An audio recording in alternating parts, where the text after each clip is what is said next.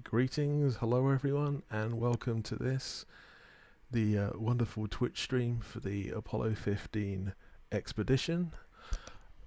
I am Commander Yannick, and a big hello to you wherever you are in the world and whatever time zone it might be. We're here on the surface of a world in the proximity of Waypoint 3, named after the wonderful Alfred Worden, or Al Worden otherwise known, the command module pilot of Apollo 15, whose story I will be talking about fairly shortly. But yeah, greetings to everybody out there in Twitchland. You're having a good time wherever you are. I think in a lot of Northern Europe at the moment, it's a sort of baking hot day. So yeah, it's something that us Northern Europeans aren't really used to. So yeah, it's not been the easiest of times. I think for if you're in the Mediterranean, this would be considered to be normal, but up here it's just not normal at all. It's just no one's used to it at all. People and things don't work as well. Still, here we are in the middle of the vacuum, the void of space, where things can get very hot or very cold depending on where you are. Just saying to people within the instance here in the flotilla, that they run a tidally locked world, which obviously means that the one face of the world is always facing the star, assuming it's tidally locked to the star.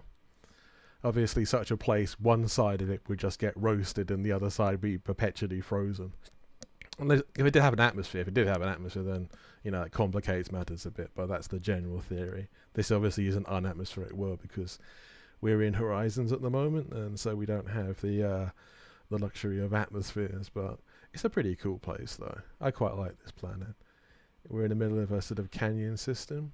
It looks pretty nice, I must say. We'll have a look around to see what's what.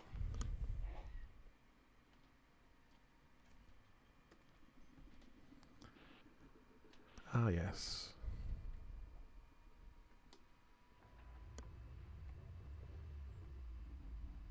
Yeah, there's a few people around. Flotilla members.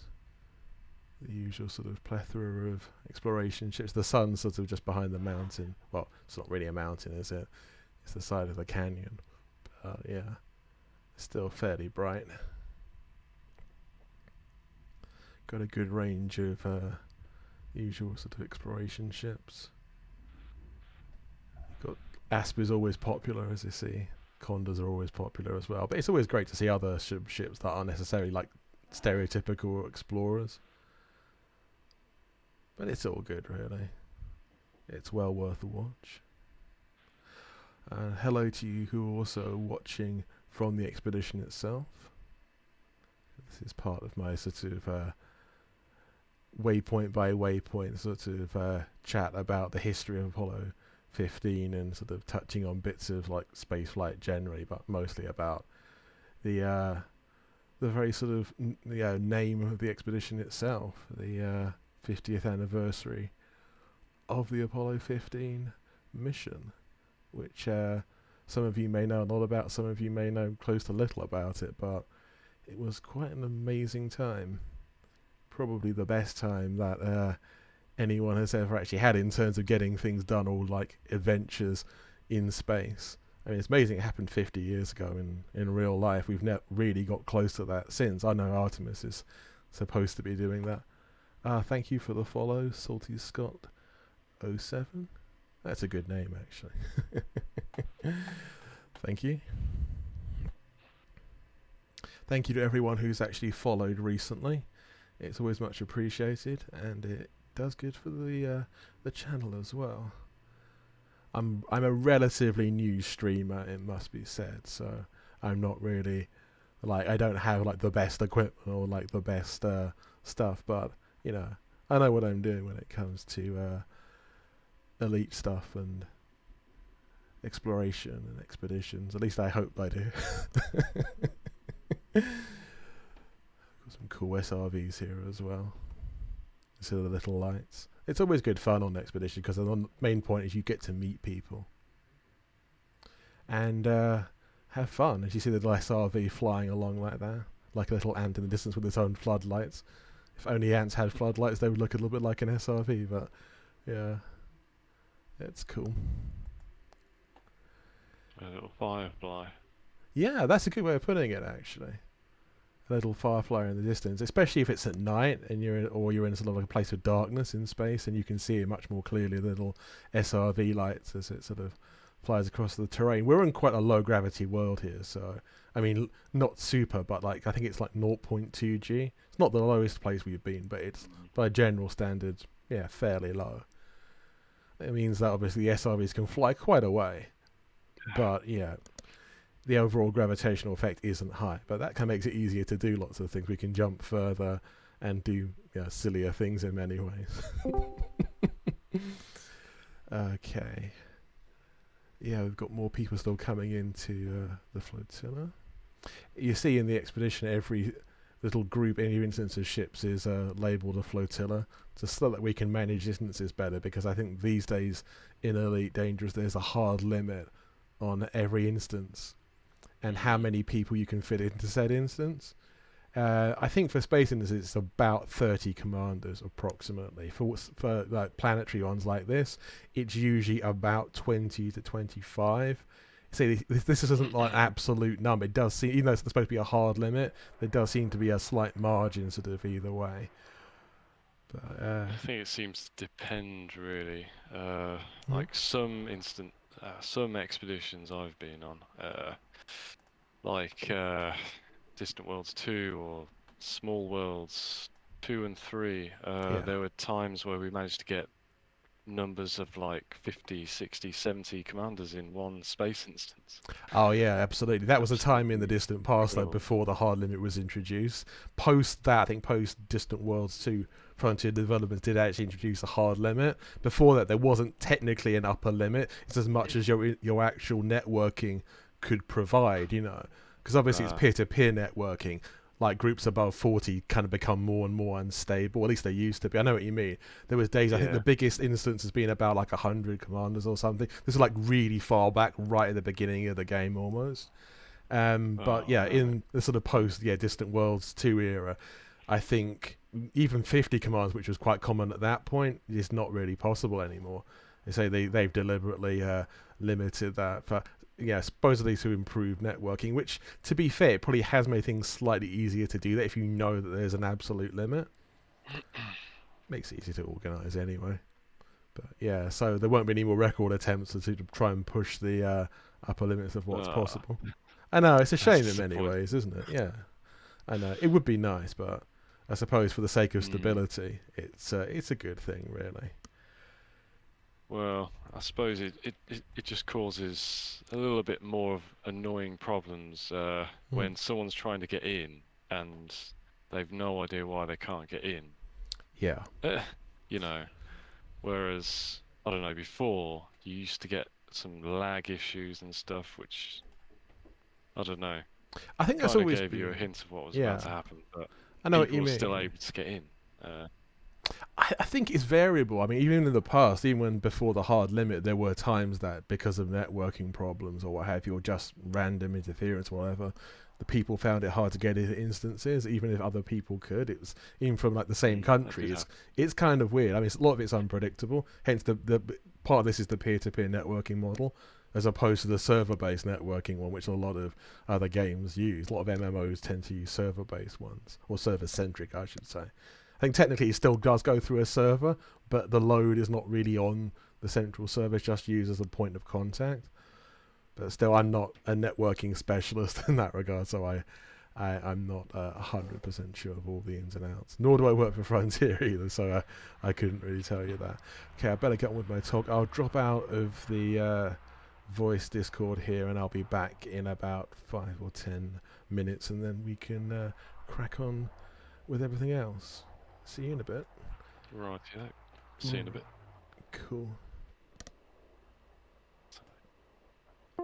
Okay, to everyone else still with me on Twitch, and the rest of the expedition who's listening in, which of course is you guys. Hello, and I'm going to talk about this particular waypoint here, Waypoint Worden. They say before named after Al Worden, the command module pilot of Apollo 15. And let me switch over to the slides I'm going to show today, because that makes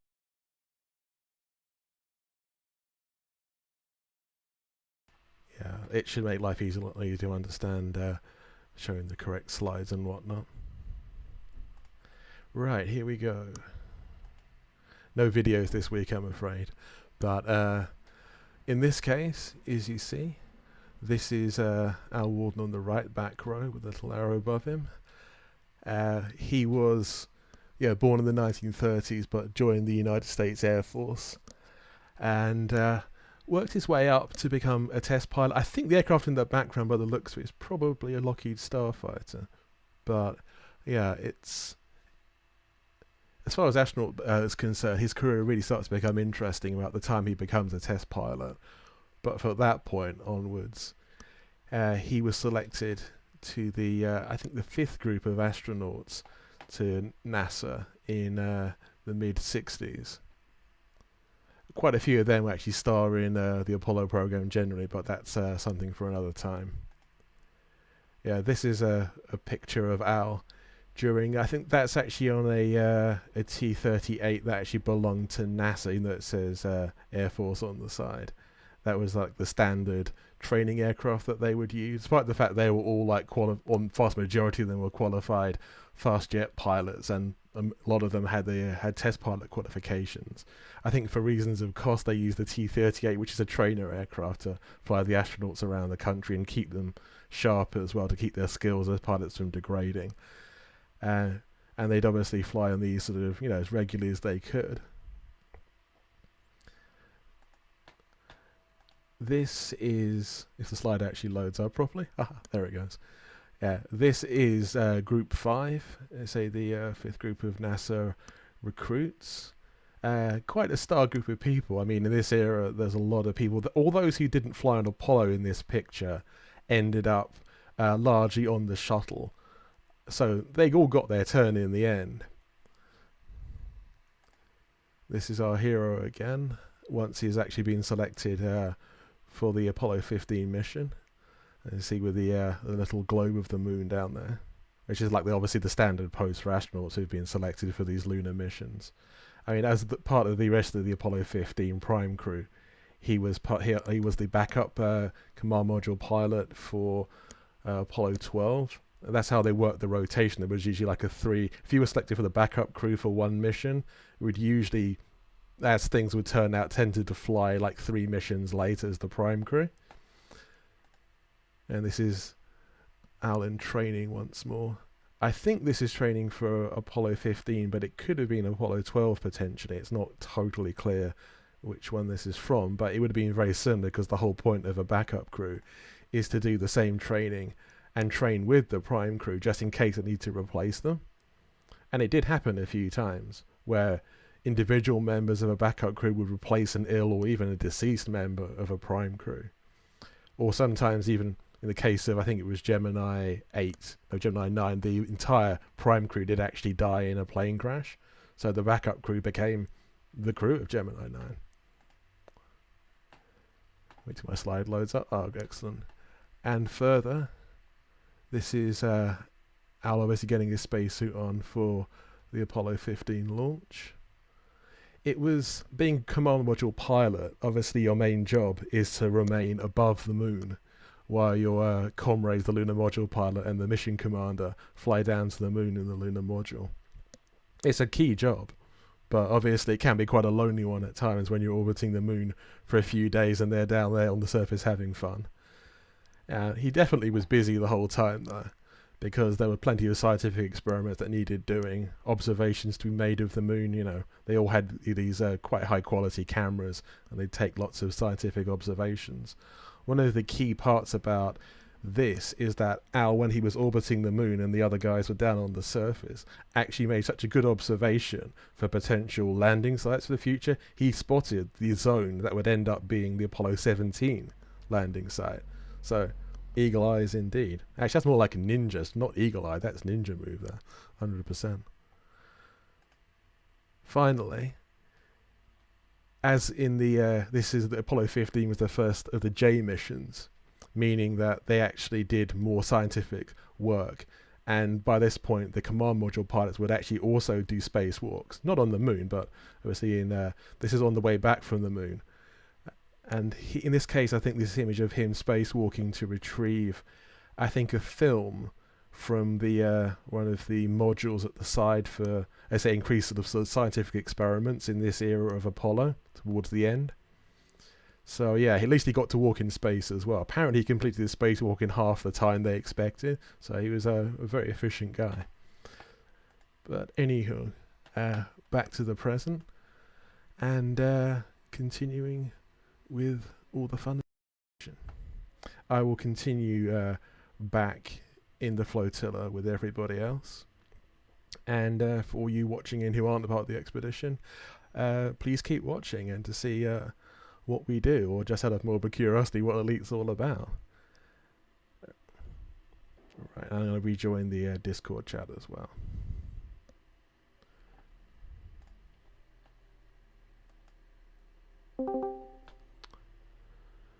Hey everyone.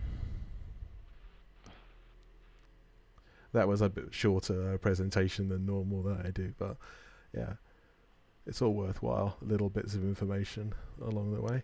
Okay. Right. I see a lot of people are still silent in voice, but that's not a problem. Right, today we're going to do some lovely events, and one of those is going to be some racing. We're going to do an SRV race, and hopefully a fighter race as well, if people have got enough fighters around to do that. If not, we could race some of the lighter ships. But how many people here do have fighters in the flotilla?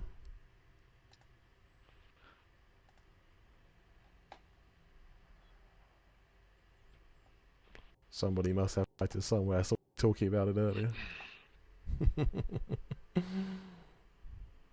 You actually hear me okay? Yeah. Yeah.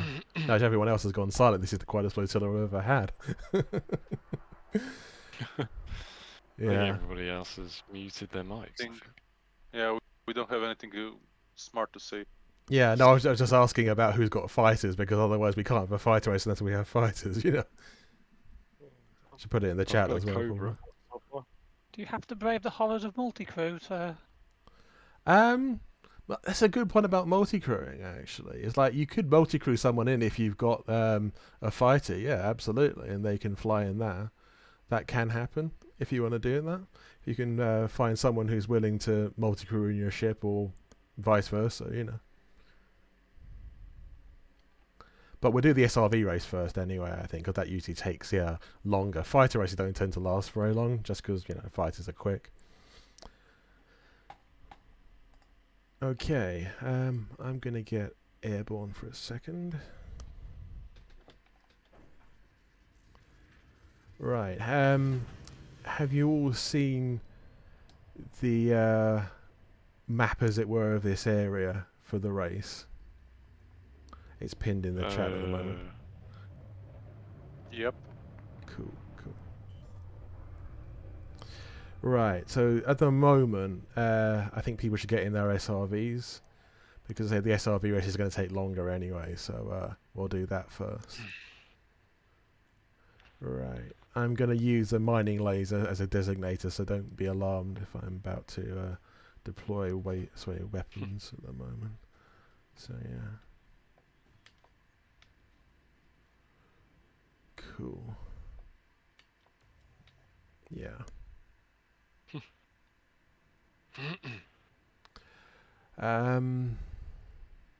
Right, someone's saying in the chat, can I do the laser thingy? Well, yeah, but at the moment this is a mining laser, so it doesn't kill anyone if it hits them. Which is kind of key, because I don't want anyone to be hit by an actual combat laser. This is supposed to be a PvE sort of group, so we don't want accidental death if we can possibly avoid it. SRV dying is fine, but we don't want accidental ship-to-ship combat. So yeah, I think everyone's gone to sleep. So where is the starting line? Up there where you were just drawing? Or yeah, no, I'm else? trying to find out where everyone is first, but what I'll do actually is I'll fly down to sort of illustrate the start of it. Well, actually, I might as well be the. Actually, if we can find somebody to be the start-finish line, it would be quite cool. Do we have any volunteers for that?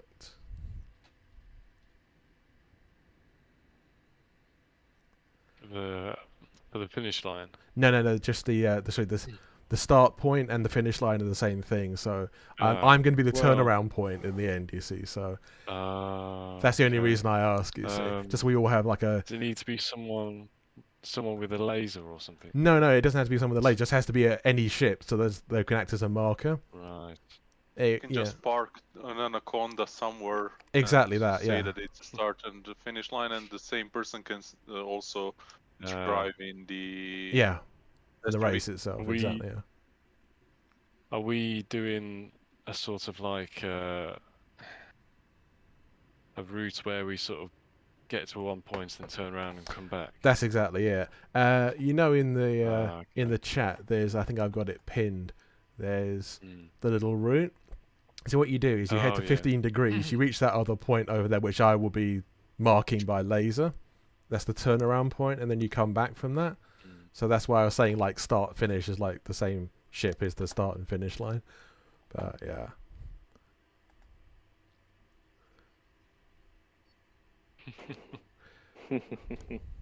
Oh god. His Type 10 is landing. Alright. I'll go and be the start line. Cool. Right. Actually, I'll click onto your ship so I know where you are at all times. I was gonna partake in the race, but yeah, you can if you want. I mean, still can. Yeah, there's no problem with doing that.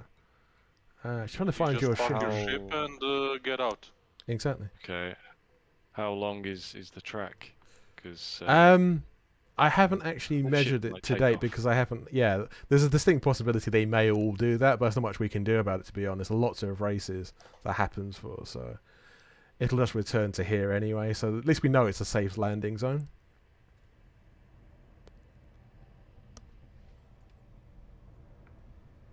Just trying to find you actually in the side panel.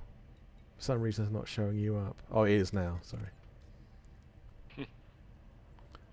Look at this line of SRVs. Cool.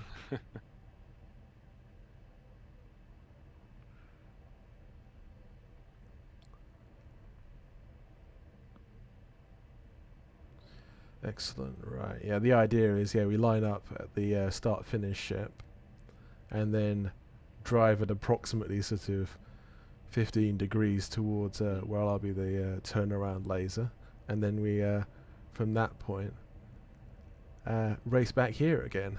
Just reverse it to come back on a bearing of 3, 4, 5 degrees. Okay, I think you'll have to lift off when this happens actually. Otherwise he'll be in the way. Yeah. Okay, so is everyone ready to race? Who wants to race? Alright. Cool. I'm just checking the chat just in case. Right. I will be flying along just monitoring this as well, and I'll obviously be the laser at the other end as well. Okay, cool. If we're all ready, then we'll start in... I'll do the countdown, then we'll get going. 5, 4, 3, 2, 1, go. Onwards to glory indeed. Well said, Commander, well said.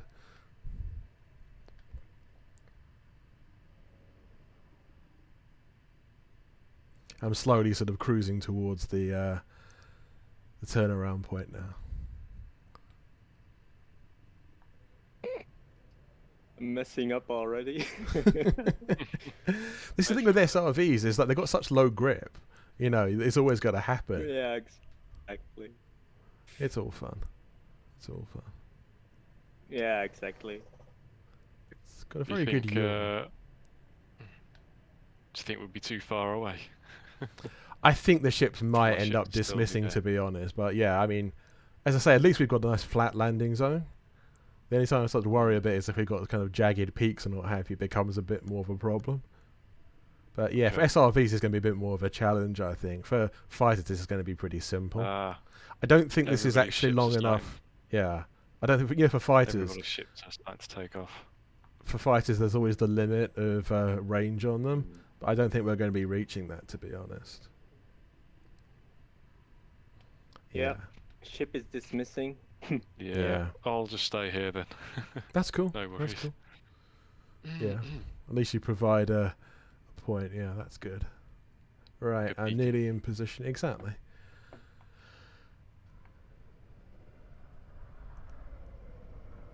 Right, I'm nearly in position.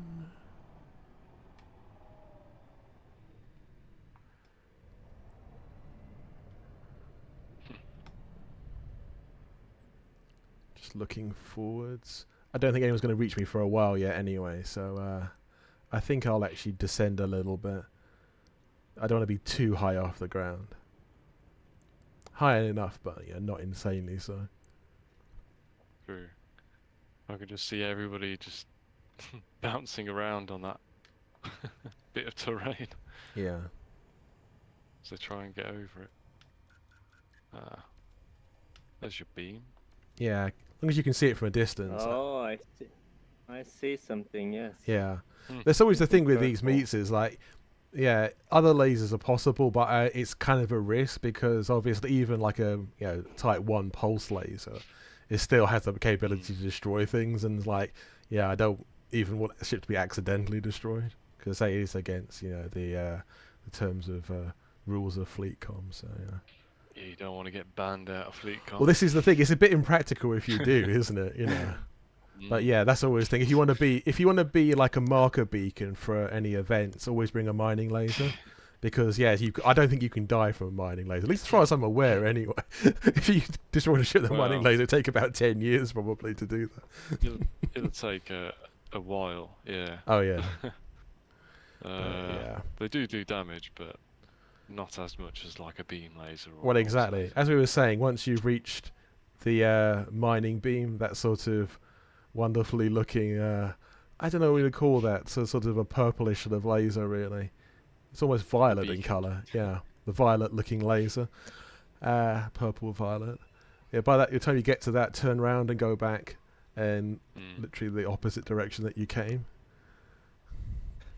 And hit as many SRVs as you can. That's up to you.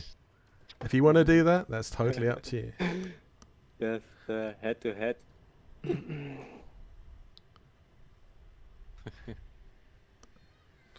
Cool.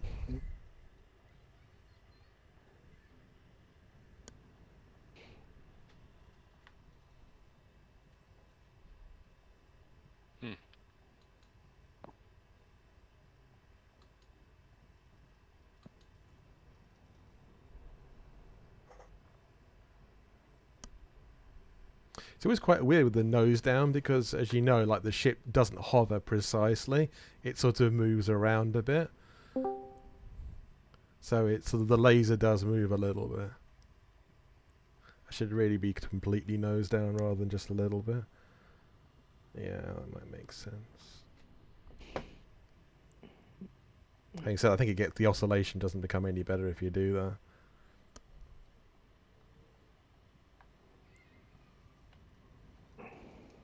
Yeah, it just becomes a little bit worse, actually.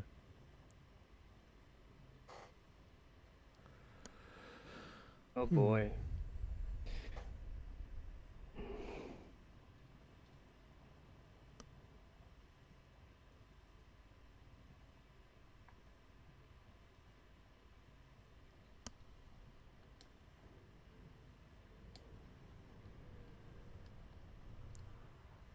Oh, I see an SRV coming through. You see the little lights down there? As you say, it's like a firefly. But yeah. Let's say you don't have to be perfectly under the beam or anything, just be like in the approximate area of it before you turn around. So yeah, the little whoever's SRV that is, you're in the right place. I don't think the beam can kill an SRV as far as I'm aware anyway. We've never had any fatalities because of it in previous expeditions. Yep, someone's already reached it. They seem to keep on going straight, which is interesting. You know, you can turn around. Unless they can't see the beam, which is more worrying. Because sometimes we do have instancing problems like Twitching, that. I don't think your beam is even touching the ground. Mm. Yeah, the beam is quite high. End of the beam is quite high up. Yeah, I was going to say it should be that because I'm less than a kilometre above, so it shouldn't be a problem. But yeah, It's a little over halfway to the ground. that's weird. I thought the range of this beam is about a kilometre, so. But yeah, the main thing is to be like see it at a distance anyway. But yeah, it should be within range. Yeah, it'd be weird if it isn't, but yeah. Oh, I'm at about 600 meters above.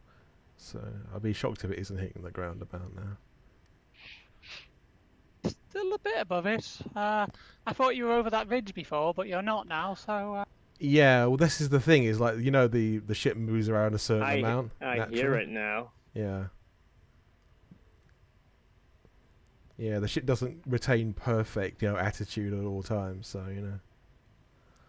it's it does move around to some degree. Yeah. Oh, there you go. There it's hitting the ground. Yeah. Yeah, it touched the Clear. ground. Now to find the way back, that's gonna be a challenge. Yeah, it should be at say 3, 4, 5 degrees. Not 3, 4, 5. So what am I talking about? That's not the opposite bearing. See how hot I am at the moment. Brain's melting in the heat. You're not the only one. Yeah. I should really drink something. It might be an idea.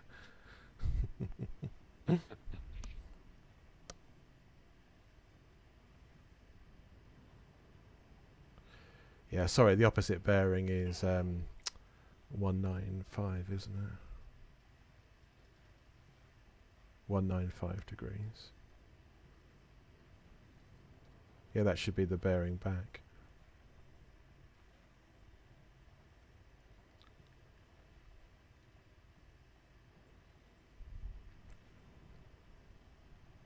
Yeah, I think everyone's got the right idea. Everyone's turning around about now, so that's cool. I'm actually seeing more SRVs than we usually do, which is a good sign. Because half the time there's about usually because of instancing, like people reach the right place. I can see them, but they can't see me. That does happen a certain amount. You always get this in some instances. You can see some ship and not the other way around. Sorry, what was the question? What was the bearing to go back? Oh, so it's 195 degrees, 195. Fab, thanks. Cool. Yeah, the beam looks like it's being fired by a drunkard, but this is just the ship doing its thing. I'm only actually the only control I'm pushing at the moment is the beam. Yeah. Oh, I can start to see SRVs again now. Yeah. Well, I think we've said. Turreted mining lasers exist. I think so. Yeah. I think I used one once. I don't think I ever bothered after that, though. It'd work for this. Yeah. Doesn't have to have a fixed target, though, for that. Don't know. Never used them except in the second. This is the thing. Is like I know a few people who have used them. I'm not really sure so much. I suppose you could target the planet vertically. That might make sense. Yeah, I suppose that could work. Who's the first SRV now? Do we have a winner? Well, somebody's definitely out in front. I don't know who it is, but Okay, cool. just about approaching the top of the hill. It's not me. Right, is anyone still approaching? I think everyone's turned around already, as far as I can tell. Well, I think I'm lost, so yeah. I'm just seeing if I can see anybody else. I've turned off the beam at the moment, but I'm just scouting around to see if I can see any other SRVs. I don't think I can. So I'm going to take a slow cruise back as well to see if I can find any further SRVs.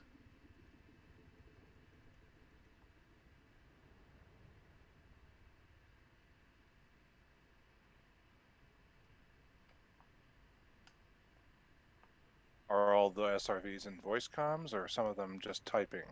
I hope they're all in voice comms, because if you're just typing, that's a bit of an efficient way to do this. I mean, I understand that some people don't want to talk in voice, and that's fine, but it's probably best to do it in Discord. Just more efficient, because we were guaranteed to see that if it's in the in-game chat, and it's very easy to miss those messages.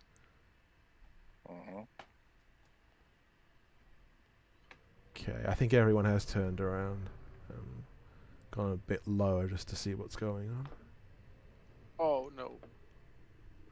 Has someone died? Nope. Oh, that's good. I'm glad to hear that, at least, you know. The huge.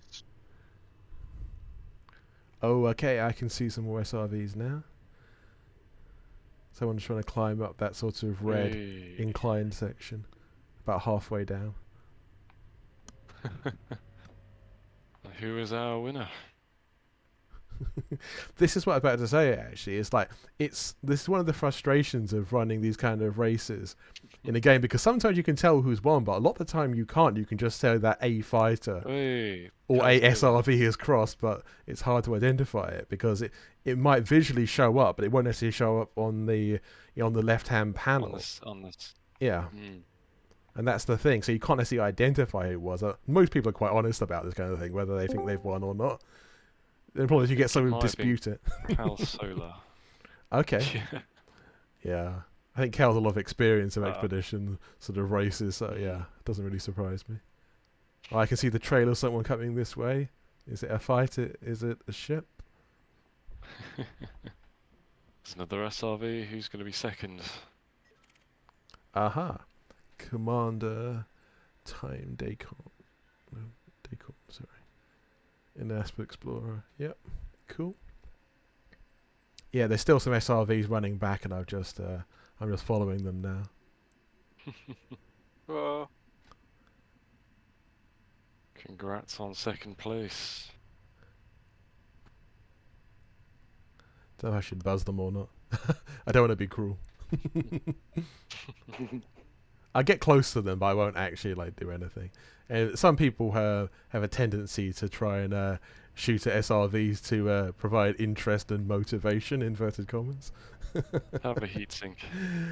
I'm not gonna do that. I'm not that cruel. Strider, the pattern is full. Not so effing obvious is second. Yeah. I'm following one SRV at the moment just to see who it is and where they are. Because I think if you're flying in a ship, it often registers, not the unmanned, the actual commander in the SRV, but it doesn't always do that. That's the thing. They're looking like they're having fun though, whoever it is. For anyone following Formula 1 this season, Yeah. I'm a Mazepin. Yeah, he likes to spin. For those of you who don't watch F1, he's a Russian driver who seems to spin at most races. And is always at the back. Yeah, that's true. It's interesting as a pin. I saw him interviewed the other day, and it sounds like he might have gone to school or university in the UK, because he's got not a particularly Russian accent. It sounds like slightly British. Yeah.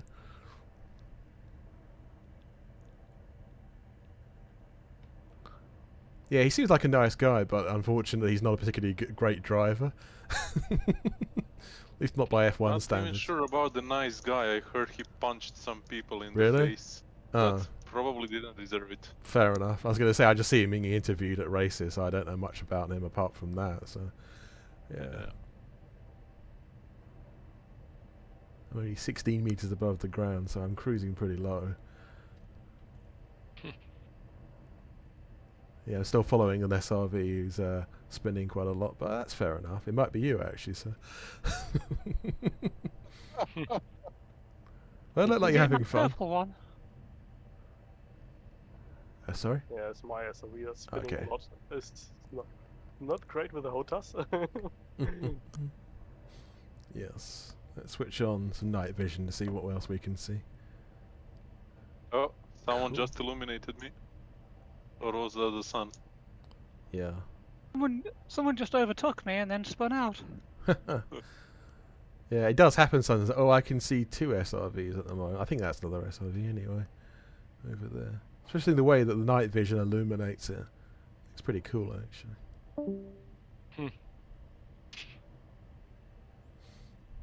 Yeah.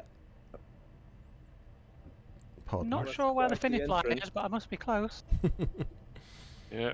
It's two more SRVs to come.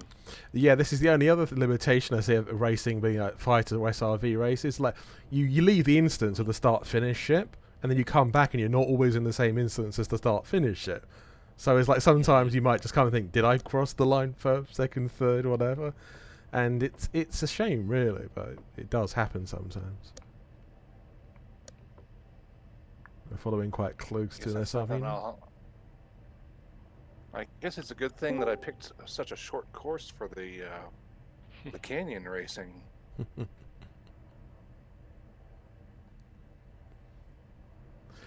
Yeah, I mean, there's advantages, disadvantages to whatever length of course you're going to pick, and then probably with short ones is that you can do them very fast, and there's not as much like long-term engagement. You just keep repeating the same thing again and again. But this is kind of like an intermediate level sort of length one, I think. It's not short, it's not really that long either. Oh yay. You see a little dust cloud kicked up by the SRV.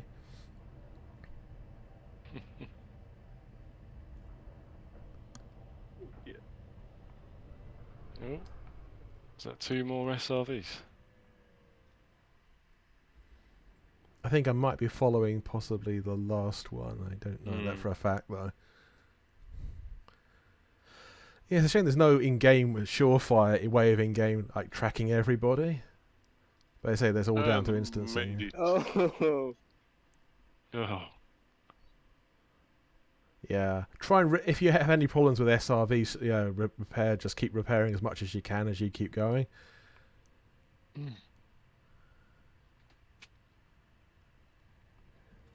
Yeah, I think. Repair this in the go. Okay. Yeah. Yeah, you can. I saw Yeah. I saw a hilarious video a couple of weeks ago. Someone in Odyssey has discovered the perfect method of dealing with ads, that are dropped in on you. Okay. Ads. Reinforcements of the enemy that are dropped by. You just fly your ship through them or something, don't you? Well, this guy was in his SRV and he just aims for the point where the 6 soldiers drop into, and just if this wasn't a game, it would be body parts flying everywhere. Nice. And he does it, and the video shows him do it twice. He's like, "Here comes a vulture to come drop in a 6 squad, boom, goodbye," and then he turns around and heads to the drop point of the other one coming in. Goodbye. It's one way SRV. Yes, the SRV is the best handheld weapon in the game. I think Oh, someone just went. I think there was something going around. I think there was something going around in the alpha where someone was just flying an eagle through underneath where the vulture drops the reinforcements down and just Ooh, that's flying even straight worse. Or better. and just taking them out as they were coming down, as they were dropping down. Wow. I'm not surprised, to be honest. Cheating, but Yeah. Yeah. That was the way people were doing it. Interesting. I think if they put that in the game and didn't realize what was going to happen, it's not on me to tell them different. Sure. Well, there's another. I will ruthlessly take advantage of that until they patch that. Yeah. Well, there's a number of exploits in the game apparently.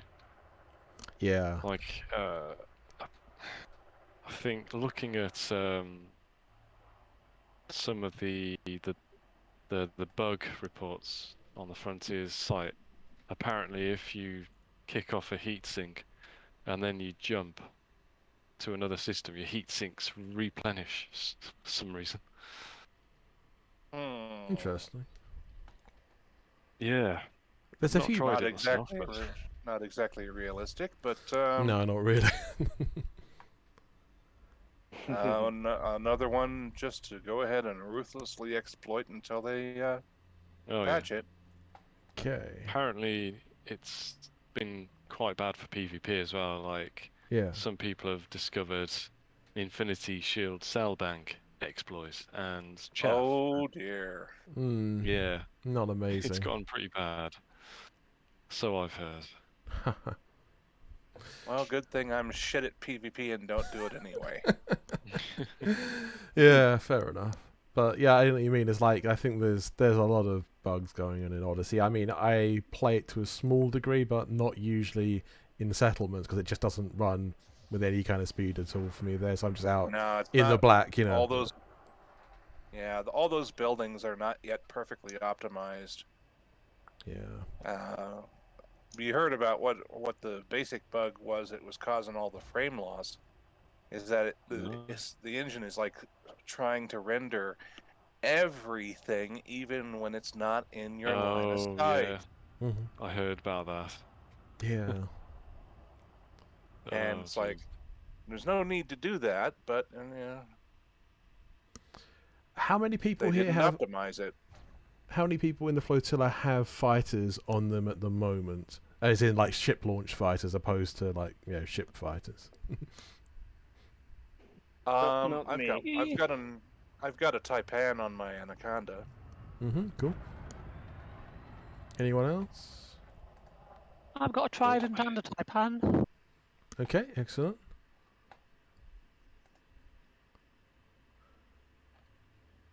Okay, so we've got at least a couple of people. Probably need at least 3 to have a race, I think. So. Someone in the voice chat, in the text chat, said they've got one too. Okay, that's cool. So you've got at least 3 people with ship launch fighters. So that's Oh, good. I'm not going to be participating in that. Oh, okay. Right, fair enough. Yeah. I've got my iEagle parked over at my at the site where the canyon racing's going to be, and I just want to leave it there until we start. Okay, yeah. Fair enough. Is that the one that's happening later on the North American one or something? Yeah. Okay, cool. Yeah. I did. That's the one I was a little bit concerned that the planet, that the moon might be rotating into the dark on that one, but apparently it's not going to. Was that a ship or an SRV? It was my fighter. I hit the boost button by accident. Oh no. Ooh. As with, I hope you docked in one of the carriers before you came down. Oh, it was just a fighter. It's fine. Okay, cool. Well, that's something. Even for ships, people should always dock at the station or a carrier before they come down to meet, just in case this kind of stuff happens with your ship as well, not just SRVs and fighters, which are easily replaced, of course. Yeah, I feel so sorry for that one dude who apparently got all the way from the bubble to the first, from Hind Nebula to the next waypoint, and then somehow got destroyed. Yeah, it's always annoying when that happens. The only upside to that is obviously you're not too far from the start, so you can make the time up quite easily. Assuming you've got the time, I'm happy to multi-crew and let someone fly my Taipan. That helps. That's cool, yeah. So we've got a couple of... Actually, the best thing might be to let people just do that. Even if it's only 2 people fighter racing, it's more fun than none at all. So, yeah. I should probably advertise that in advance so people bring their fighters. Might be an idea. But, yeah. Because everyone tends to bring an SRV, but not always a fighter. I mean, I've got a ship with a fighter, but I didn't bring it today. Having said that, this ship is about as fast as a fighter, so, it kind of makes up for it. Yeah, same. Okay, I think basically the idea with the fighter race is literally the same as the SRV race, just using the fighters. So, if anyone wants to fly in the fighter race and multi-crewing in, or flying their own fighter, please do so. And, if And Sigma, if you want to do the same thing as the start finish, please do so. Again, I think be airborne for this one actually. I think to be the start finish line for fighters. Right. I don't have any sort of laser or. No, that's fine. anything on You me, don't need so- to for that, because the whole point of the laser at the turnaround point is just so people know that it's coming up. The start finish, it's not so important because everyone knows where we landed anyway. So it's like, you know, the element of honesty in this as well. People not claiming false victories and what have you, but it doesn't tend to happen very much. Thankfully, people tend to be quite honest about these things, so that's good. Yeah. Right. Okay. I'm gonna log off again for a while. I'll be back for the canyon racing. Okay, cool. Have a good one. See you later. Right. All right. Bye bye. See you later. See ya. Awesome. Yeah. You know, I see Logan's quite big on these sort of quite deep canyons that he's found, and obviously put in announcements and stuff. Oh yeah, I can see one of the fighters now. That's cool. Right. I'll get some altitude as well, so I'm going to have to obviously move to the other end in a little bit. Right. Okay. Ooh, I better watch out. Okay, so we've got a couple of fighters. Yeah, for the fighters, if you want to line up and next to the start-finish point, which is Commander Sigma in his little Cobra. My ship's quite little as well, so I'm not the only one. So compared to all these anacondas. Yeah, definitely. Everything looks small compared to Anaconda, doesn't it? And the Crate's not really a small ship, but it's small in comparison to an Anaconda. We don't have any cutters today, but we usually do. At least I haven't seen anyway. But yeah, that's cool. Yeah, I'm so far up the lights don't actually shine on anything. Okay, right, so I think I'm in the right place. Okay, where is Commander Sigma hovering? Relative to me. Hovering 270 meters above the ground. Yeah, you're not on my scope at the moment, that's the only thing. I'll go a bit lower to see if I can register you. I'm just trying to work out relatively where everybody is without colliding with anybody. Okay, that should hopefully be better. No, you're not on my Just scope. popped on top of Sigma's Cobra. Well, as long as the racers can see him, I think that's the most important part. Can anyone who wants their fighter race see Sigma's Cobra? Yeah, we've got a few more Cool. SLFs. Right, excellent. So yeah, that's nice. I'm going to start flying towards the turnaround point. Bit quicker this time, probably. Right. Is that someone's SRV? What's it doing? I think it must have been really late finishing the race. Nice. Oh boy. Cool. We must have got totally stuck. got him. Well, that's determination for you. You've got to Oh, admire no. that. You know, people Yeah. don't give up. Yeah. Dedication. Yeah. He's got his lights on. He's just approaching the finish line. So for a fighter race, you have to stay below the top of the canyon or something. Right, well with this one, yeah, preferably keep below the height of the canyon. You can, go above it for like a second or two, but try to stay beneath the level of the canyon, yeah. Someone said they got disconnected during the race, so they spawned 6 kilometers away. Okay, that's understandable. Right. That's annoying, but understandable as in getting disconnected, yeah. It's no fun when that happens, I know. But yeah, we are definitely No. the mercy of the instancing and internet gods, definitely. Right, I gotta test my laser. But still respect for completing the race. Oh, absolutely, yeah. Right. I should gain a little bit of altitude, actually. I think with the fighters, it doesn't matter so much if the beam is actually in contact with the ground or not, as long as it can be seen from the air. I'll be at 500 meters of altitude, just as a measure. Okay. Hooray! Congratulations, you finished. Yeah, awesome. Okay. That's a bummer. Does anyone who want to ship launch fighter race, are they ready at the start? I'm next to somebody else's tridents, I assume so. Cool, cool. How many fighters do we have lined up at the moment? Ooh, I think.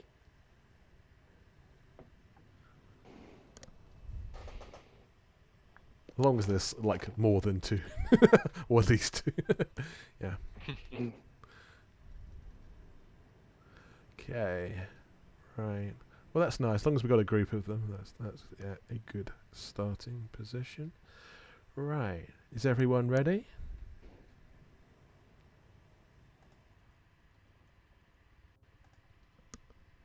Oh, that's a nice picture.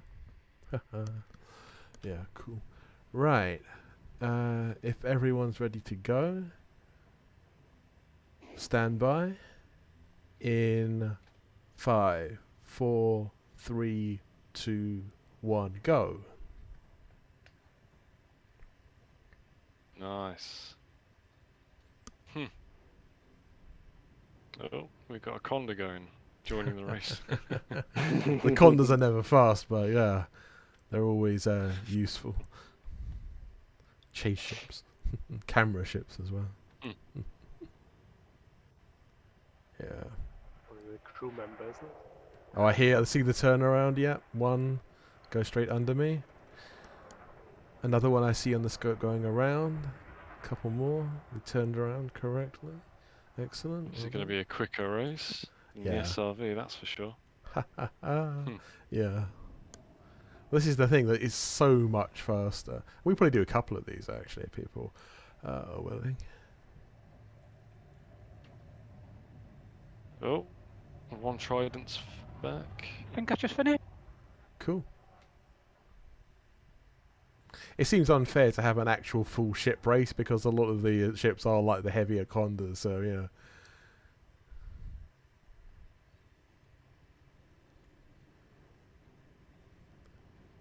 I think that's all the fighters then, isn't it?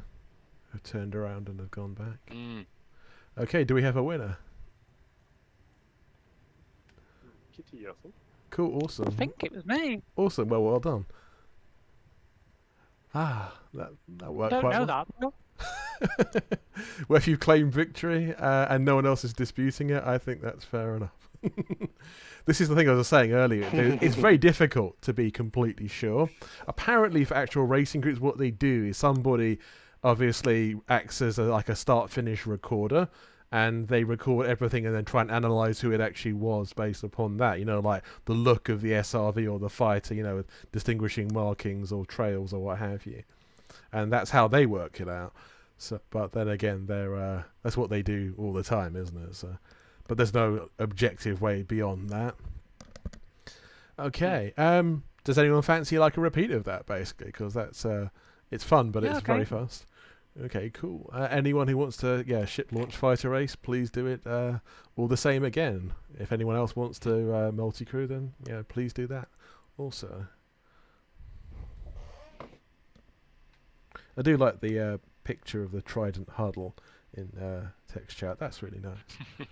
So these Guardian sort of technology fighters, they have a very distinctive look to them. Glow in the dark. Yeah, the Guardian SLFs do look good. Yeah, they're very similar to like the TIE Defender in my mind. It always looked like something from Tenchi Muyo to me. Interesting. Yeah, they're very elegant. That's definitely true. Oh, that's another cool picture. Yeah, I think the sun angle's quite low here, so it makes it kind of quite dramatic and quite, atmospheric, which I quite like. Yeah. Oh, that's cool. Okay, if everyone's ready to race again. Is everybody ready? Yep. Ready? Awesome. I will start the laser and stand by to get going. Okay. Ready to off in 5, 4, 3, 2, 1, go. This is always the way, isn't it? Yeah, for an SRV race, this is a good length. For a fighter, this is just no time at all. And someone's rounding now. Awesome.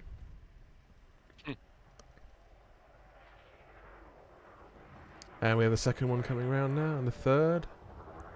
Excellent, excellent. I remember people in the chat earlier was debating how they were going to turn around and different techniques, and yeah, you're thinking along the right lines. I think it depends on the exact fighter you're flying or the exact ship you're flying.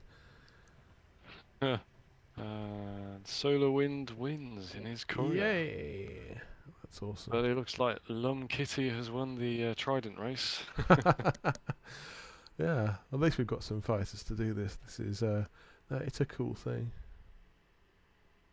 And followed by the Asp Explorer. Nice. Came forth. I need to work on my turnaround, so... Yeah. I think it depends on how agile your fighter is. Some of them you don't have to use FA off to turn them around quickly. Some of them it might be an advantage. It really depends on what you're flying. I'm not really an expert on the fighters. I'm just going on personal experience. So.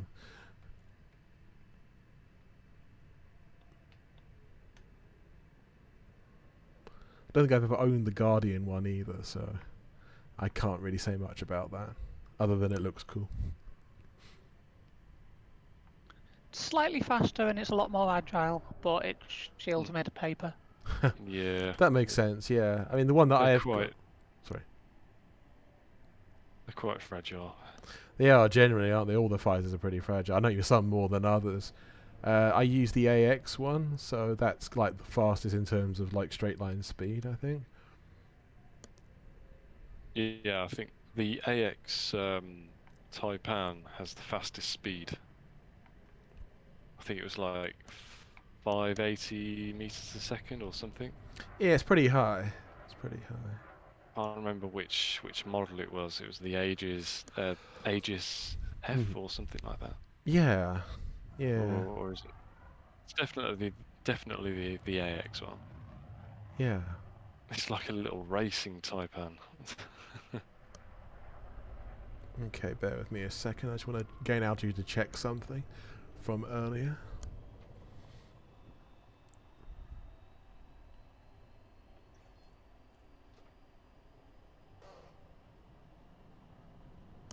Oh.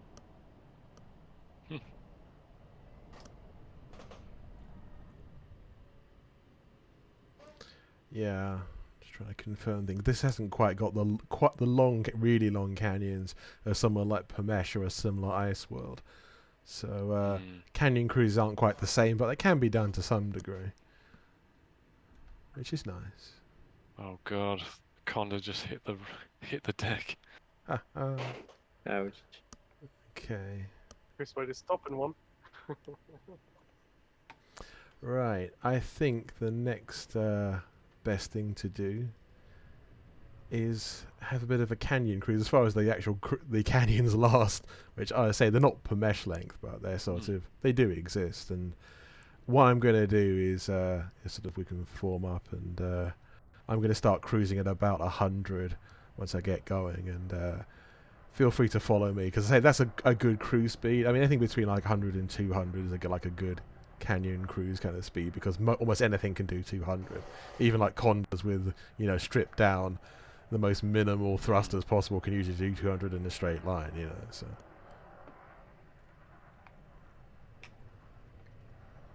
Okay. Yeah. Right, okay. Okay, I'm going to start moving off now, so if people want to follow me, then please do. I'll start off at 100, and everyone can sort of like gradually form behind, and we could increase to 200 if everyone's okay with that formation. But we'll see how it goes. Nice. Okay. Yeah, I mean, those of you who've been to Pamesh 2C and the sort of legendary canyons there, I mean, you could cruise all day long through those canyons. I mean, I've definitely covered like at least half of the planetary sort of, you know, circumference by doing that with flying with various people. You know, you go like from light to day to light again. That you've been traveling for so long down the same sort of canyon kind of maze. It's quite astounding, really. It's very cool. Then again, this is why Pomesh is legendary, isn't it? With an elite, so not really surprising. Yeah. Does it change much in Odyssey? Yeah, quite a lot. I mean, it's much grayer. There are still canyons, but they look very different. They're not quite as deep, and it's the thing is, with Pomesh is a very sort of kind of blues and greens, that kind of shade. Pomesh in Odyssey is very grey. It's lots of. It doesn't look as nice, to be honest. It's slightly disappointing. Yeah, it is. It's even more disappointing that because they've had to redo all the terrain on a lot of these landable worlds, all the previously known Pomesh-like planets have just been wiped completely. Yeah. So they're just literally just like normal flat worlds now in Odyssey, which is shame. A bummer. Yeah. Absolutely. I mean, it's only Pomesh which has retained its. That's because they deliberately sort of terrain. intervened on that one, at the behest of racers and things. But yeah, it is. It's a shame. It really is, because say there's lots of unique planets that now will never be the same again, and it's interesting to see what they say about that, because obviously they've acknowledged that a lot of the community has an issue with the Odyssey terrain. And it is like one of the top 4.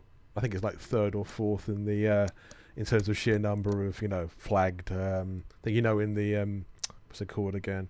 The bug tracker. Exactly, the issue tracker, the bug tracker issue tracker. Yeah, and it's obviously it's on their radar, thankfully. But exactly what the solution will be, I mean, no one really knows. I mean, it's interesting to see what they come up with, because obviously for a lot of explorers it's kind of that's make or break, really, because of for obvious reasons. I mean, some people are perfectly happy with the Odyssey terrain, a lot of people really aren't, but yeah, it's definitely a bone of contention for a lot of people, and so that's understandable. But yeah, it's I don't think, I mean, I'd rather than take the time and get it right, but please communicate, Frontier, we're nice, seriously. We promise. We're not meanies. I mean, some people in the community are meanies, but there's not many of them, thankfully. I think every community has some trolls in it somewhere, but I think the elite community's the nicest one I've ever seen in any game, on average anyway. Most people are cool, I think, especially explorers. I'm not saying because you're all here now. You genuinely are,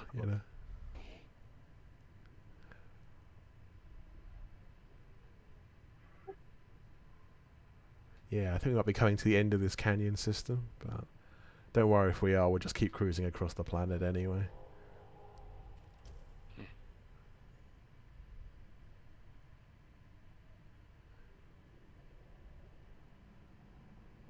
always time to do silly things. Not too silly things, not involving actually crashing into stuff.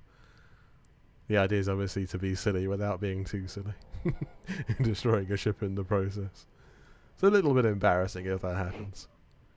I suppose at least with carriers you could say that a lot of the risk in the past of losing a ship on an expedition, having to start from scratch, is gone, because you just, wherever you were last obviously docked with, that's going to be the place that you'll respawn. And if it's a carrier and it's following the expedition, then it's not a problem. But in future I'm definitely going to bring my Racing Eye Eagle. I mean, it's a hot rod. It's like it flies in a straight line really, really fast, but it has horrible turns on it. It can move, it can turn, but it turns too much. It turns too quickly.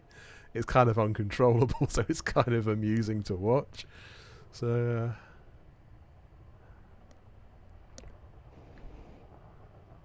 I've got a laugh though. You always do. Yeah, the terrain of this planet's pretty cool, actually. I think there's like a nice crater over here. To our left, and the sunrise. It's pretty. Well, it's not really sunrise, is it? But the sun sort of, I think, going down over that way. Shouldn't really completely set because it's a tidally locked world to the star.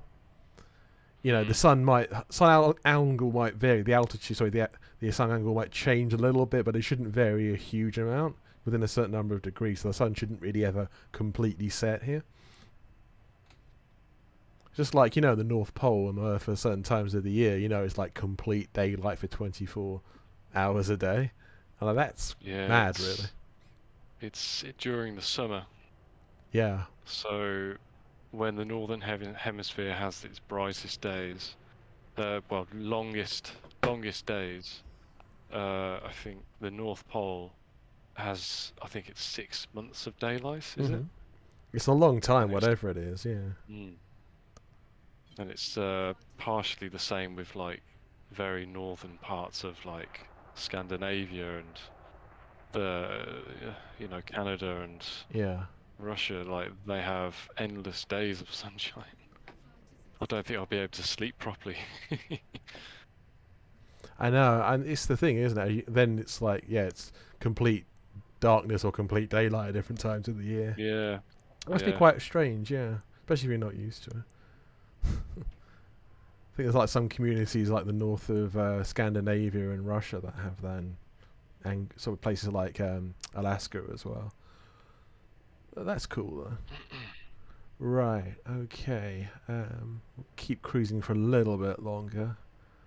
After that, what I'm going to do, obviously you've probably seen this talked about during the week. We are going to do a neutron boosted jump for this one. Obviously to do that, we'll jump from here to the Waypoint system in the nebula, charge up, and then obviously I'll drop into real space, and then we can start sort of building an instance from there. Right, okay. And because obviously, I mean, I wouldn't normally leave it start this early, but because we're doing that, and it might take a little bit longer than normal. It might not take much longer, but we've got the added, phase of neutron charging to get through. So, yeah. What I will do is I will leave in a moment, just keep on cruising here for a little bit, and then sort of obviously follow me a little bit afterwards, and then we'll crack on with doing our neutron boosting instance and see what happens, because these things always take a little bit of time anyway. So yeah, I'm going to get going in just a moment. Right, okay. Is there anyone here that hasn't done a neutron boost before? Speak now. Or forever hold your peace. I haven't done it in a group. Or is it any different than doing it solo? No, you just the only difference is, I suppose, that you charge up solo and then you join the group in the mass jump. But yeah, it's exactly the same. Otherwise, you've all got a supercharged FSD. It will keep that charge until you actually jump to another system. Okay, thanks. Cool. Right, so that's good. So everyone has actually neutron boosted at some point, which is a bit of a relief. Because that would be quite a thing. The first time you ever do it is in a mass jump. That's asking a lot from most people.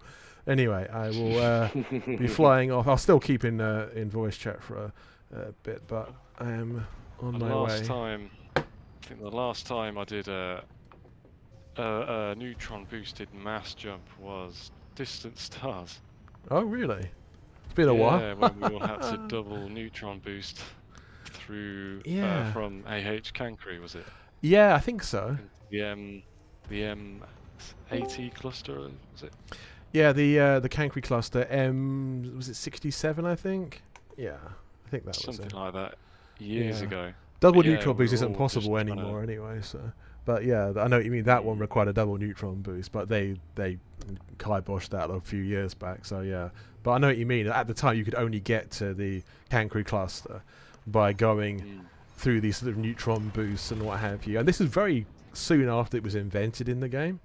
It was really it was seriously ambitious. Obviously, you're on it, you know what I mean. But those of you who weren't, I'll put some video about it later. There might still be some in Expedition history, I think, actually. But it was like one of the most seriously sort of ambitious things I think anyone's ever done in exploration. It was genuinely impressive. Well, I'm surprised it even worked, to be honest. Yeah, obviously. I think it was a mistake. Eramis and Kai obviously did it, in, I think there was a beta test before that version was released, and they found it in that.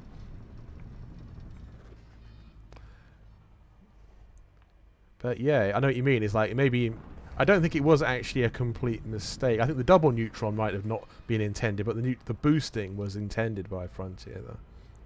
So yeah.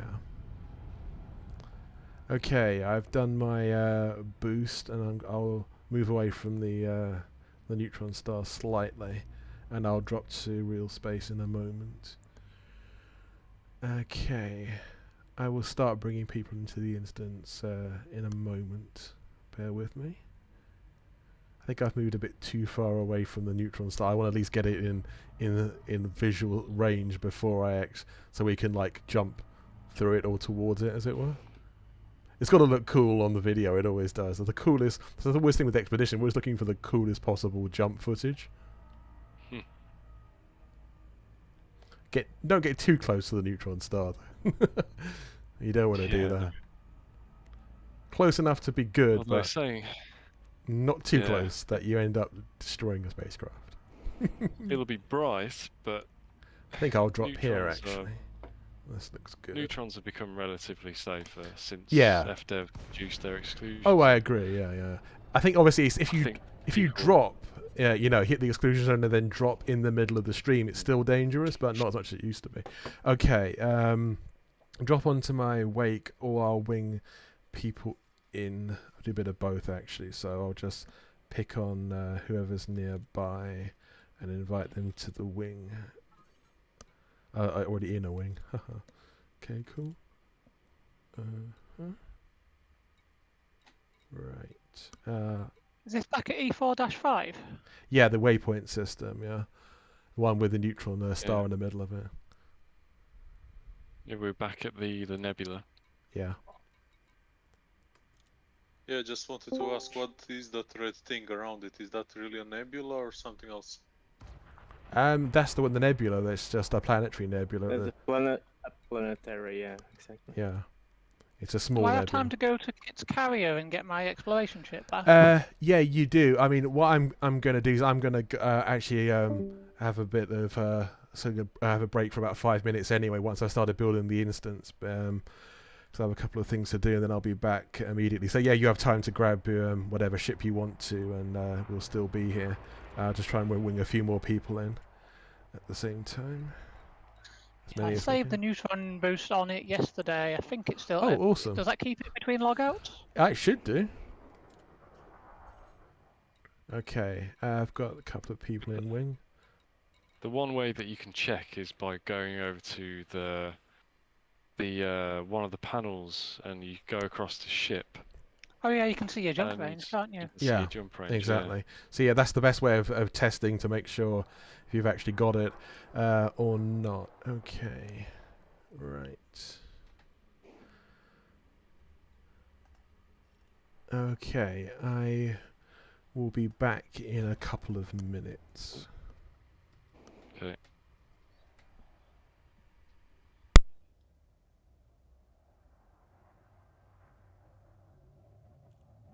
Oh, Jesus. That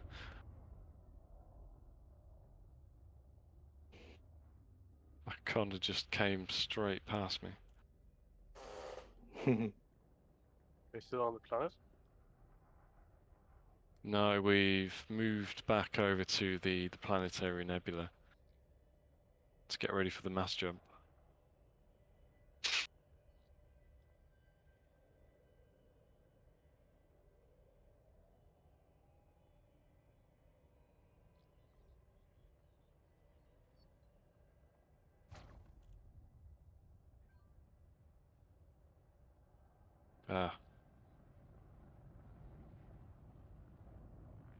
Does anybody need a wing invite?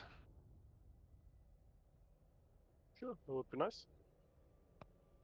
Not sure if You just list. Sigma, it's Vexler. right.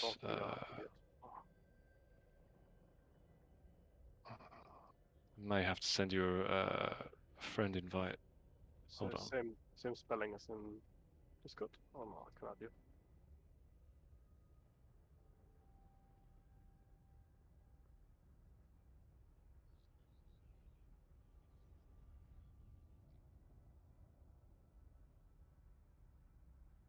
Okay, just sent you a friend request.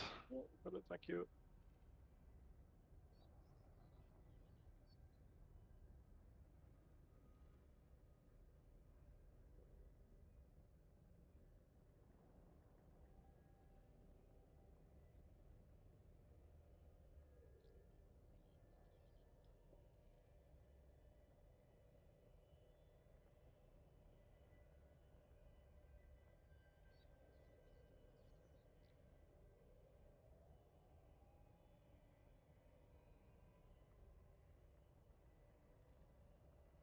Is there anybody else needing a wing advice? I probably will do shortly. Right. Still swapping ships.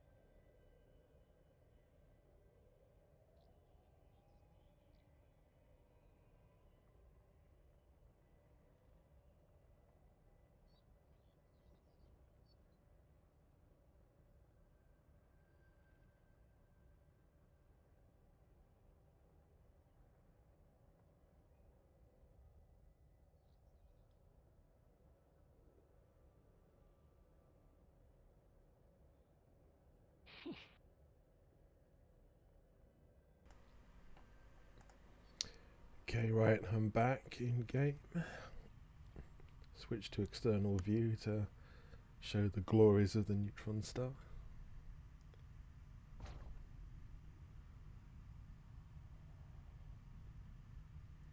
It did not save my neutron boost, so I'll be with you as soon as I can. No worries. It'll be a little while before we jump anyway, so that's all good. Here we are looking at the neutron star within the nebula itself. Planetary nebula.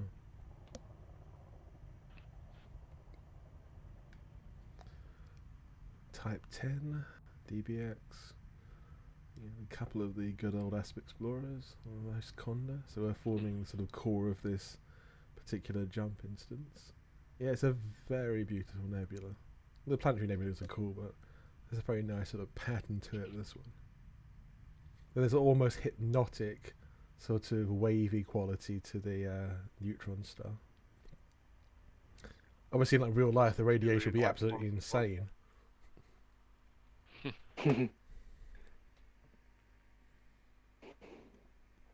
Okay, Commander, so Wind wants a wing. Okay, cool.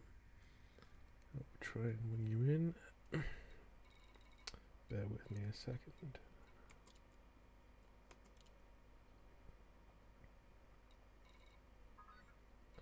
Okay, that's good. That's good. Oh. Somebody's shield went down. Huh, yeah. Oh.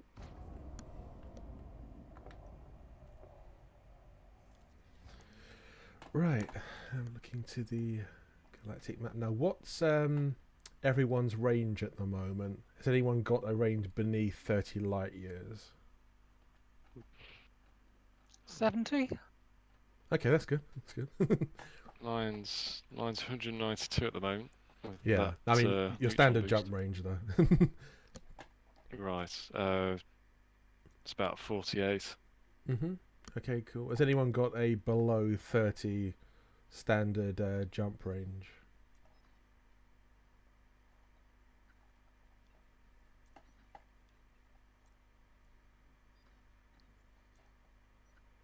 So I'm trying to work out the best system that we can jump to based upon that kind of level.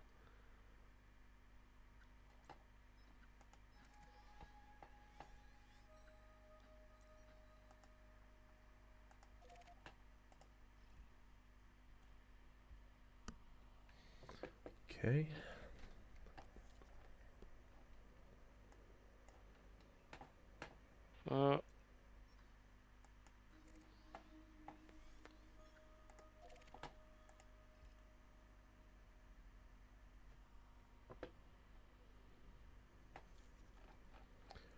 This is the wouldn't say struggle, but the business is always trying to find the most effective jump target, because everything's dynamic in the game. You can't really scout this in advance.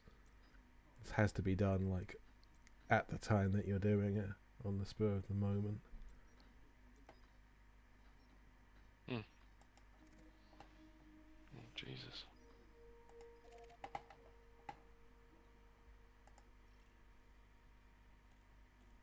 I'm going to assume everyone's got a range above 30 light years than that.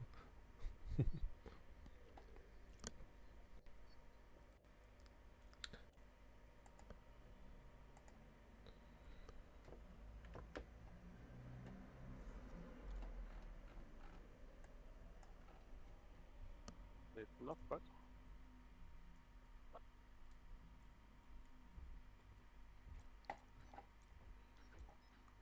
There's a certain amount of educated guesswork involved as well.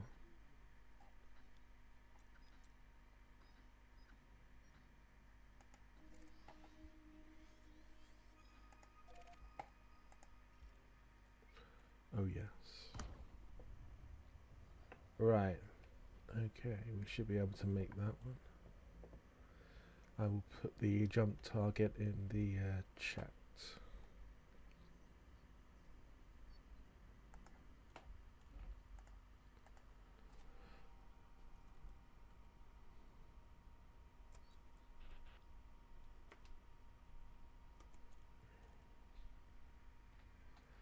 Right.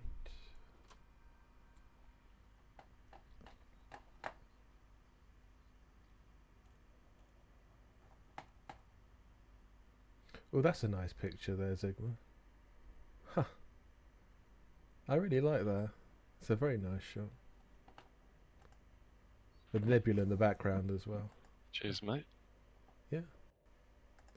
I think it's all the trails as well. It always makes everything look more interesting because it looks really dynamic, like everyone like shooting up at the same time. Yeah. Adds a bit more colour. Oh, definitely. I think that's one of the great things about obviously that and the mass jump, when you see all the different colours flying everywhere.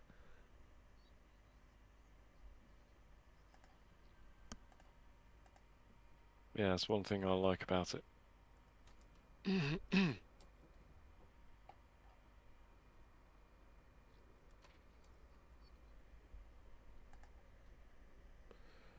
Do I have a friend request here? Being invite. Okay, cool. If there's still anybody that needs wing invite.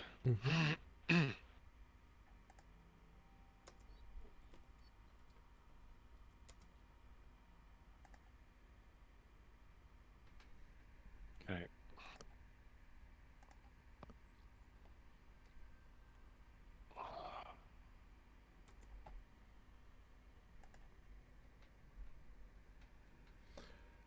Right, okay, well, we're getting everyone in gradually. This is good. We're actually doing pretty well, fingers crossed.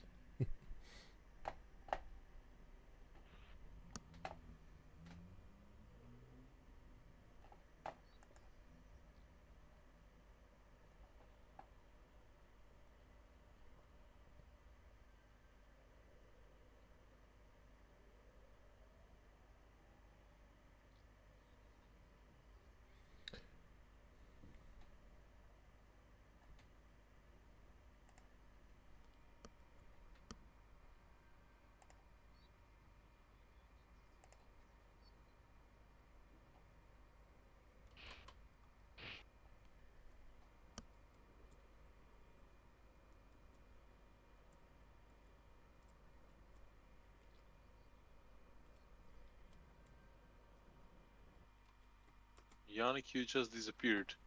My game must have crashed the desktop, I think, in that case. That's unfortunate. It's a good thing we've got time, actually, and I'll be able to get back in. Yes, it's just crashed the desktop. Ooh. Yeah. Such a stable game. Yeah. You know, the weird thing is, it didn't really crash a desktop that many times, for me, not for years, and in this expedition it's done it twice now. Oh. It annoys. It annoys.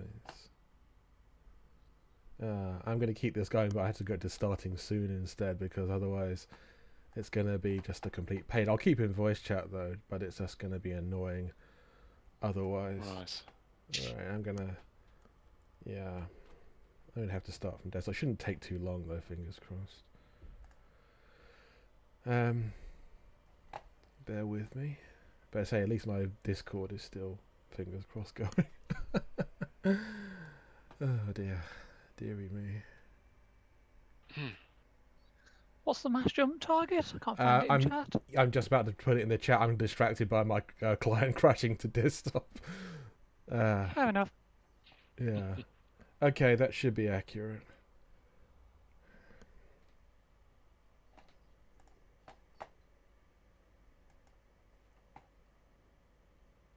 Cool. Oh, I like that one. Oh, that's a very cool picture, yeah. Okay. Right, restart the client. Right.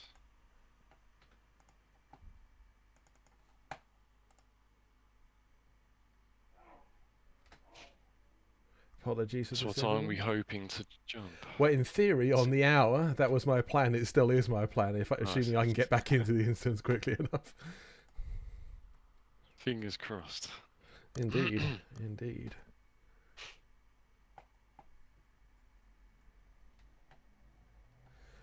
Apologies for everybody also out there in Twitch land. This is not the most riveting of things, but yeah, it does happen from time to time. I think actually streaming stuff does seem to increase the instability of Elite for some reason. Possibly. I seem to be having it more since I started streaming. OBS is running okay, that's the weird thing. OBS doesn't crash. Yeah, but when I run Elite in OBS, it crashes a lot more as well. Oh yeah, so that's probably right then, yeah. It's unfortunate, isn't it? Because OBS itself is stable. You say if it causes Elite to crash, then it kind of defeats the point, doesn't it? Yeah, at the moment my stream is still running, but it's unfortunately starting soon at the moment. Apologies, everybody. Actually, I should switch to break, really, rather than starting soon. That's much better.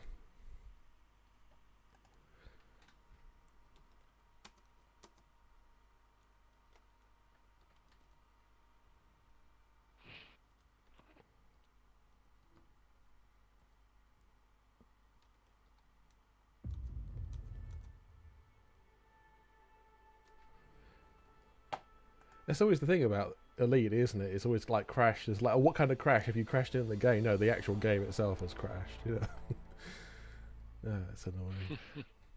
It does happen, though. That's the thing, isn't it? And it happens kind of randomly to all kinds of people. But yeah, I'm sure it is correct. OBS does seem to have a tendency to crash it more than it otherwise would. Depends if your system can take it or your internet connection. Well, I think some of it might be the internet connection as well. It's a combination of those things. I mean, my system runs Elite easily. It usually runs OBS fairly easily. I think when I'm streaming just by myself, it doesn't seem to crash very often. But obviously, there's more load, as you say, like data load by the internet, because I've got an OBS stream going out. I've also got Elite streaming, so I've got data stream at the same time. So, yeah, there's all of that going on. Okay. Need more bandwidth. Easier said than done, though. It depends what the limit of your local bandwidth actually is. Oh, there's some very cool photos. I like these. Everyone's photos. Lum, Kel, Sigma. Yeah, these are all excellent pictures. Well done. Okay, I should be in a position to get back. I've come out outside the instance, which is unfortunate, but I will get back in. Thank you for the wing invite. Right, I will get back now.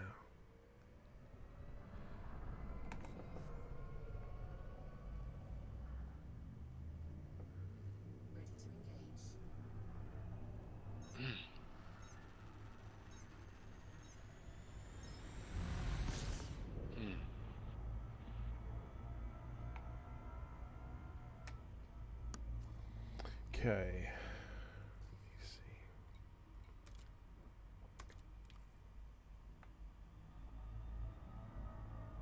Aha. Just dropped on the wing signal.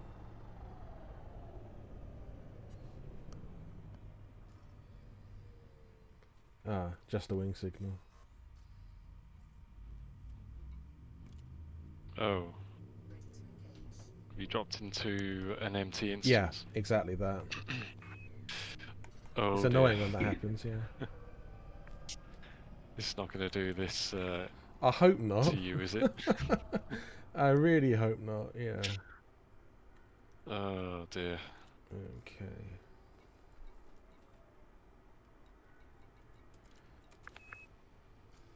Keep trying. I will. Right, I'll re-engage now and see what I can do.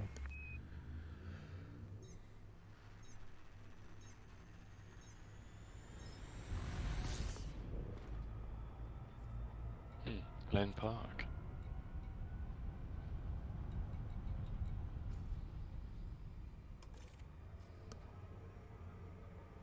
I'll fly out a bit, then come back in. And try and drop on you.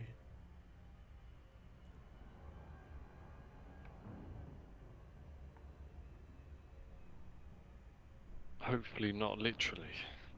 Yeah, that it's kind of annoying how close they come out sometimes and actually crash into each other. We've had quite a few of those, haven't we? There was that one instance at the very last mass jump of the Mercury's Wings expedition. Yeah. Your last expedition you did, where that crate Phantom appeared and just went straight through the Conda. Nearly destroyed it. I know, it's improbable, but it's what happened, yeah. It's very weird. Never seen that happen before, to be fair. But I never heard of that one before, yeah. Hello there, Jolon Gaming in the chat. How's it going? We're having a pretty good time trying to instance with each other here. Okay. I should be dropping now. Oh yeah, I've got somebody. I've got you guys, so that should be cool. hey. Yeah, someone just dropped in. Yeah, thank you, Elite, for actually complying with us. For once. Yeah, it's such an unpredictable thing. As I was saying, I'm praying to the gods of instancing. Or as Yamich would often say, also to RNGesus as well, but that's completely different. RNGesus, yeah. Yeah. There is a guy in Colonia called Colonia Jesus, though. He's like a sort of PvP guy, and yeah, some of you know him. I've heard of him, yeah. Yeah, he's an interesting guy. I would describe as like he's a ganker, but he's a friendly ganker. You know, he's not going to make your life miserable. He'll just not destroy your ship, but he'll be nice to you afterwards. He's an interesting guy, definitely. Okay. I know a few of them. Yeah, they're interesting people, those ones. I mean, yeah, rather people, if they're going to gank you, you might as well be nice about it, you know. There's no reason to be horrible. Some of them are horrible, of course, you know. Right, and I've got to reacquire the jump target. A few friendly gankers. Yeah. I think in the case of Clonia Jesus, he used to be an explorer. So, yeah, he's, kind of nice in that regard. Okay, now I've reacquired the target. That's good. I think everyone's here. So yeah, we'll try and jump on the hour. I'll put it in the chat as well. Jump at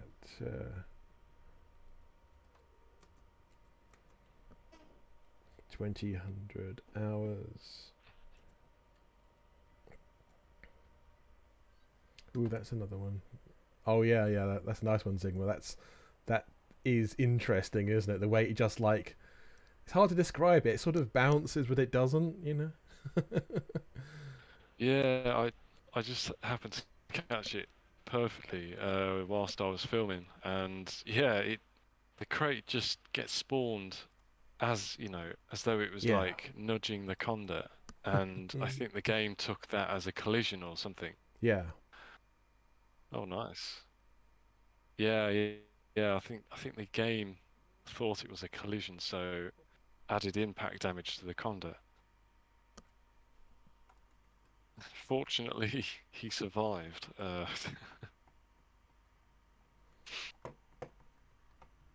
Move myself into a good position. It's always to look as cool as possible. I hope. It's always the way with mass jumps, isn't it? To get the best possible shot so everyone look as cool as possible.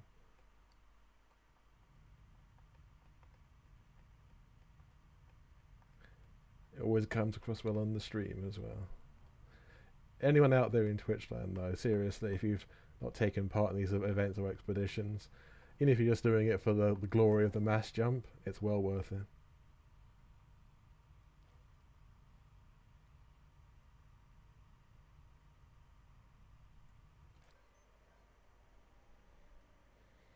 Okay, cool. Now that's a great view across the neutron star. Sort of jump towards the neutron star. But yeah, it's sort of hypnotizing, isn't it? It really is.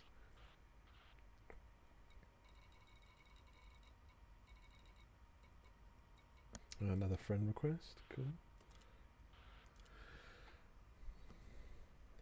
Yeah, 8 minutes to jump. I thank for those people who are sending out repair and refuel limpets. And a lot of explorers do that, but it's always a kindness that's appreciated. Thank you to anyone who's doing that.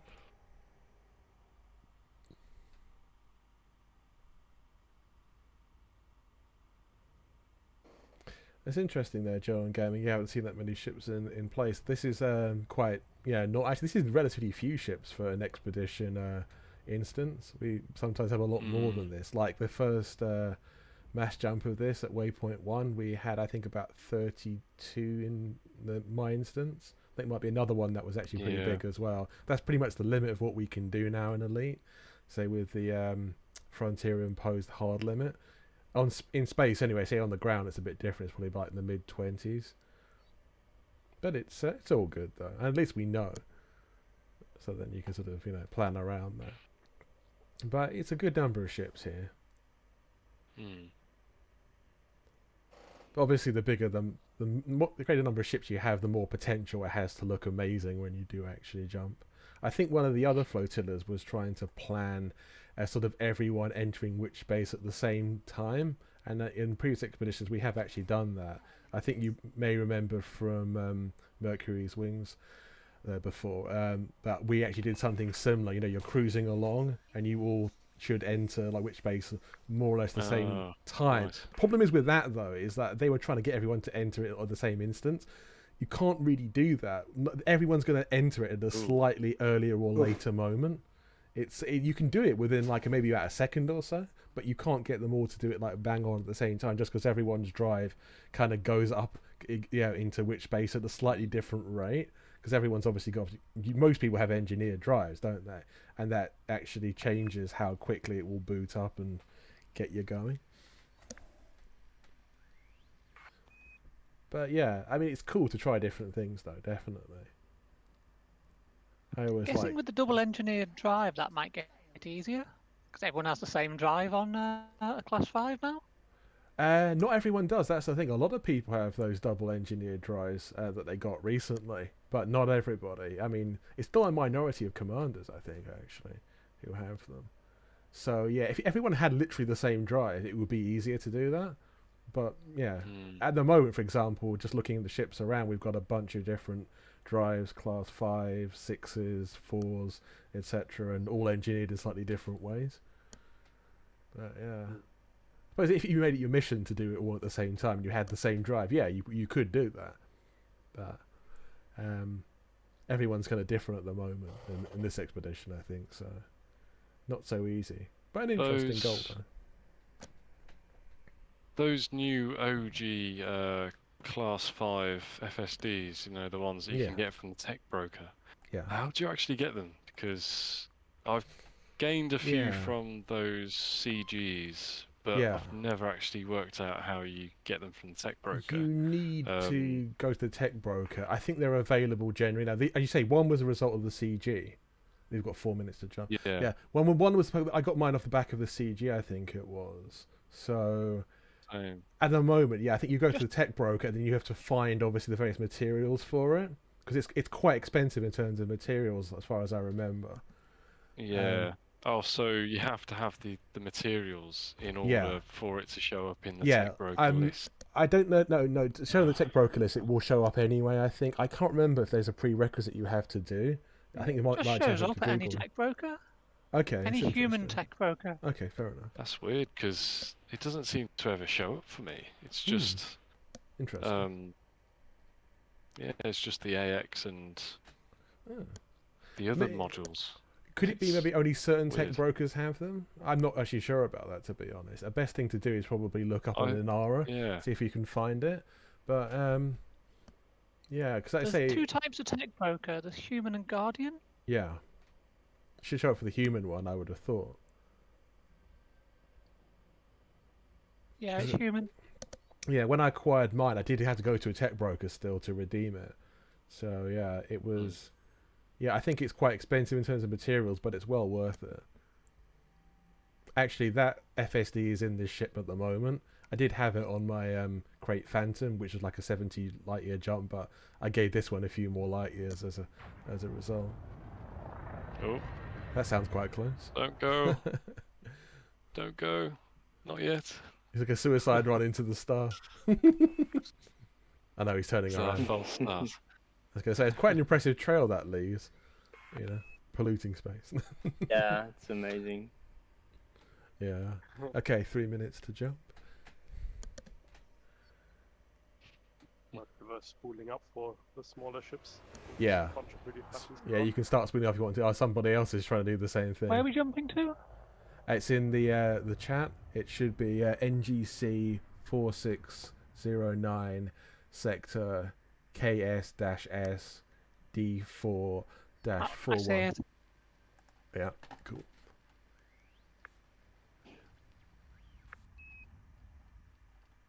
It's a long one, that, so yeah.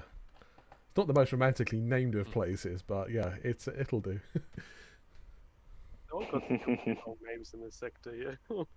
Yeah, I mean, some places have very cool names, you know, like named after a nebula or something, but not all of them do. 2 minutes to jump. Actually, almost like a minute now. One here. Right, okay, 1 minute. Spool up. Is a mass jump happening? It is, we're about to go, actually. Ah, okay. Right, spool up if you haven't done so already.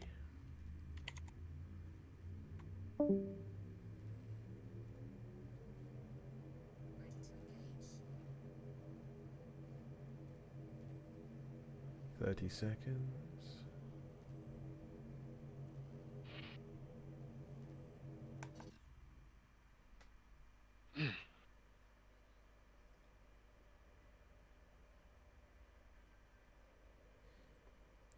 Stand by. Oh, there's Spooled up and Korea. ready. Yeah, ready for the count in 10, 9, 8, 7, 6, 5, 4, 3, 2, 1. Hit it.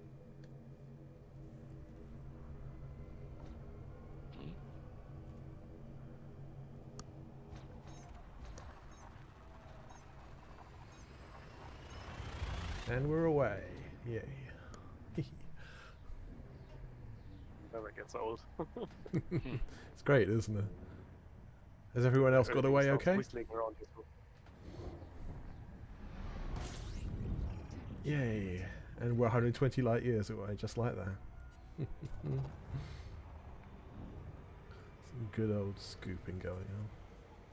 I think everyone made it, by the looks. That was cool.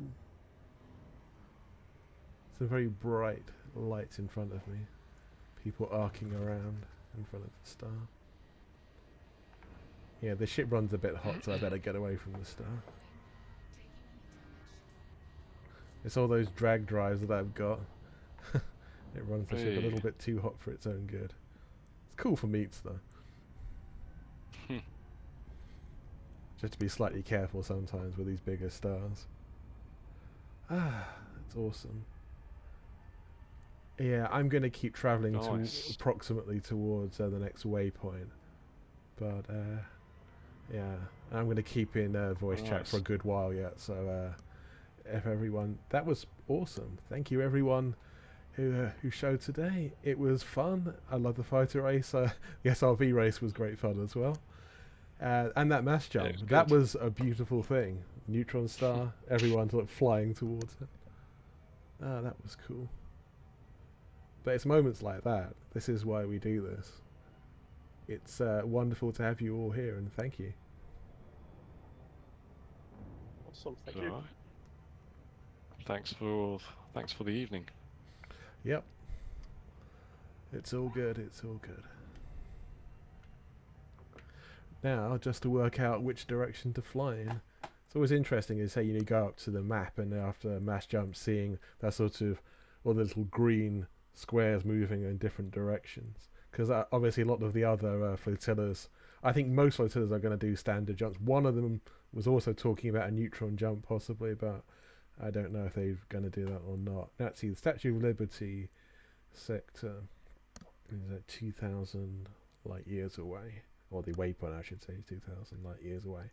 I'm going to go slightly off plane for this one, but not massively so, just to make it interesting. The one flotilla was jumping into the nebula, and we were jumping away from the nebula. Yeah. My original idea, as those of you who've flown with me for a while, is a lot of waypoints. We often have a waypoint that is a nebula because, for obvious reasons, it's cool, and it's a marker in that area of space. But at the same time, it's very good to often have a waypoint meetup that's nearby the nebula, so you can jump into the nebula as your mass jump. Because it'll always look amazing to do that. It's better than just jumping to a random star. Okay, on our way. I think we're starting to move away from the bubble now into areas of space where, because I know some people in the chat and early in the week were talking about trying to find unclaimed systems or systems that no one else has scanned before, and you should be into territory now that you can find those without too much difficulty. Obviously, the more you go off plane or go slightly to the side, you're more likely to find systems that other people haven't found. But yeah, we should all be able to find some cool stuff, or at least some good money and some nice sort of names on things, as everyone likes to do. Right. Alright, so the Statue of Liberty Nebula, isn't it? It is indeed. It's the next waypoints. I'm just looking into I don't think it actually looks like. I don't think it looks like the Statue of Liberty in game. Yeah, only from a certain angle, and even then it's kind of a bit tenuous. I know what you mean. It's like not the best named. Yeah. It's a stretch. Yeah, it is a stretch, isn't it? Some of them are like that, though. I mean, some of them do look a bit like the thing they're supposed to be, but often they're not. It's just a case of, okay, that leaves a bit of imagination, but yeah. Yeah, definitely. A lot of imagination. It's a good name, though. But yeah, just looking at some of the pictures in chat, and yeah, they're all excellent. I think just the neutron star always makes everything look that slightly spooky look to it as well. Eerie. Yeah, exactly. The nice thing about the neutron stars is that they all twitch differently. Some are so slow and wavy, while others are completely hyperactive. I like that. Yeah. Oh, definitely, yeah. Ooh, that's a great one there, enigmatic. Yeah, I like that. That's really nice. It's just all the trails of the ships flying towards the neutron. That's very cool. Nice. That's decent. Oh yes, indeed. This is another thing I think that most explorers seem to develop very quickly, is the knack for photography, because you get to learn the camera and the camera angles, and I think most people after a fairly short period of time can learn how to take really cool pictures. And you just look at the image channel and it's just flooded with them. It's amazing. It's one of the things I became fond of using, the old debug camera way back when. Oh yeah. Because I was going out exploring and I was just like, you know, getting amazed far too much about different sites and stuff. You know, like ring systems and all that, you know. Yeah. I was finding myself using the debug camera a lot, you know, far more than actually just jumping around. Yeah. Just to screenshot all these cool views and sites. The debug camera's still a thing, but it's quite hard to access it sometimes. It's not. I find it slightly tricky to get it to work properly. As a VR player, it's clumsy as well. Yeah. Oh, yeah. I've tried using VR with the Galaxy map. And it's just horrible. Yeah. But for the camera suite, it's not. I didn't find it too bad, but some options were disabled for VR. Okay. Yeah, Like, there are downsides. yeah. Oh yeah, and yeah, I remember what you're on about with the camera suite. It's because the game renders the view with two images side by side. I think what you see through the goggles is slightly. I think it takes a photo off center to what you see. Yeah, from the exactly. You goggles. don't know what the framing is. You have no idea. Yeah, I had to move my head slightly off from the center of what I could see in order to get a perfect image when it came out on the computer. When I pressed the Yeah. screenshot button. Sure. Quite annoying.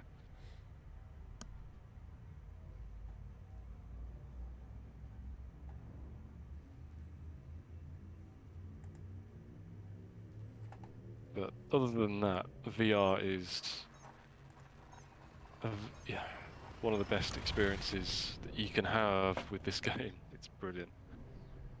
Yeah, that's the one thing that I've never really experienced in Horizons, is that just 'cause my machine's not really up to sort of VR standards. It's perfectly good for like standard Horizons, but yeah, no, I've heard nothing but praise from people I know who've got VR for this. Like, pretty much the best game ever for VR. Oh yeah, without a doubt. Do you Yeah. need to play with HOTAS to be able to play in VR? No, you don't have to, but it's the best option, I think. Yeah, because I don't know how do you actually play with keyboard in HOTAS in VR. With difficulty, if you don't know where all the keys are off by heart, you know, muscle memory.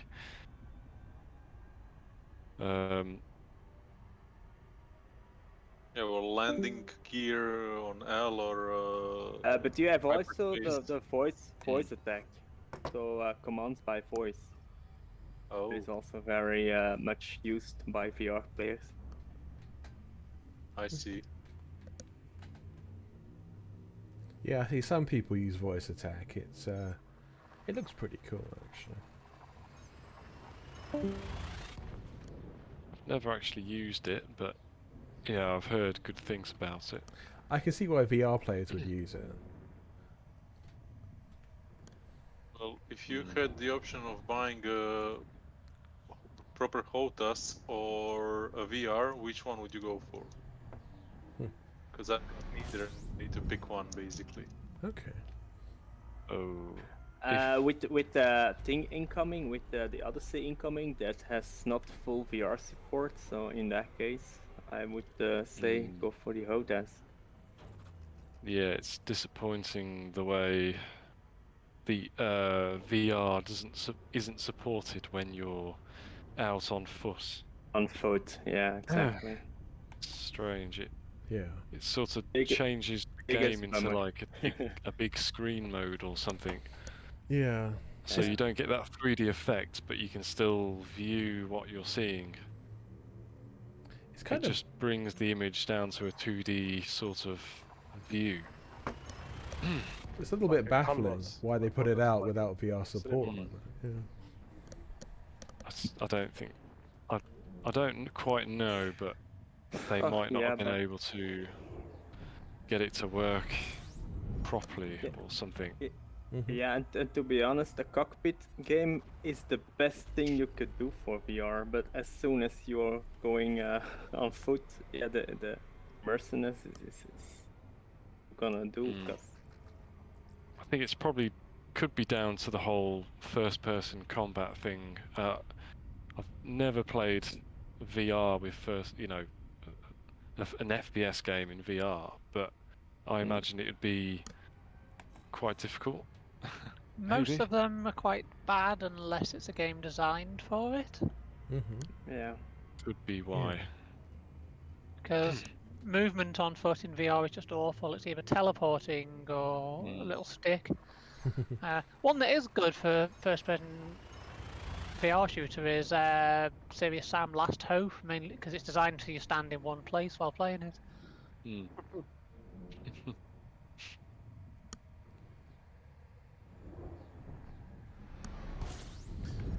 I suppose if you have like some of those games I've heard of where you have to use those VR nunchuck things, you know, where the game's specifically designed for these handheld things, then it might be, you know, it the game might run quite well with those. But if you're using a HOTAS and a keyboard and mouse for this, you know, I don't know whether FDev would be able to sort anything out.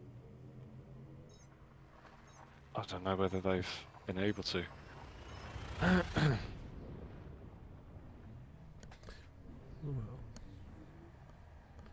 Yeah, no, it's interesting hearing what you're saying, obviously, because you know, I know it's been a big deal for VR players, particularly, and understandably so, about the lack of Odyssey support, because obviously you've got a game that's sort of well known through VR players for being amazing, Horizons, and then, you know, you've got the new version, especially DLC, and that doesn't really have the support at all, which is, it's very hard to understand, actually. I mean, I know I'm not the world's biggest fan of Odyssey, but I don't think it's a total disaster either. But that's one of the things that I find most inexplicable of all the sort of decisions. It's like, yeah, God knows, but there we have it. So I'm kind of at the moment going down in the galaxy towards like about -700 to see what I can find down there. So the next waypoint is slightly lower than the galactic plane anyway, so I'm assuming I'm going to find some at least unscanned systems down there. If anyone else is looking for them, probably a good idea to do something like that. You can alternatively you can just climb up or say go sideways, because most of the galaxy is still unexplored, and we should be in the area. You can definitely find some new stuff. Well, I'm just heading sideways, and I'm already coming across unvisited systems. Yeah, I just mapped it straight there, and basically almost each system is unexplored. Cool. Yeah. I mean, it's like Obsidian Ant says in some of his videos about exploration. It's like, it's one of the great things about exploration in Elite is finding systems that you've never been to or no one has ever been to before, and maybe no one will ever go to again, just because of the sheer size of the galaxy. Yeah. And it's so easy to plot the routes where no one has been to, just because of the difference in jump range. Yeah. Even if it's just 0.1 difference, you'll get a completely different plot route, because if the first 2 points are different, yep, you're going the whole different way. Exactly. I said difference too much, now it's weird. Absolutely. Well, that was great fun. I'll see you all tomorrow. Thanks for organising this once again. Cool. Have a great one. I'll see you then. Yeah. all right. See you later. Yeah, I'm just into my first system now, where I'm doing the sort of system scan, because there's a lot of bodies in it.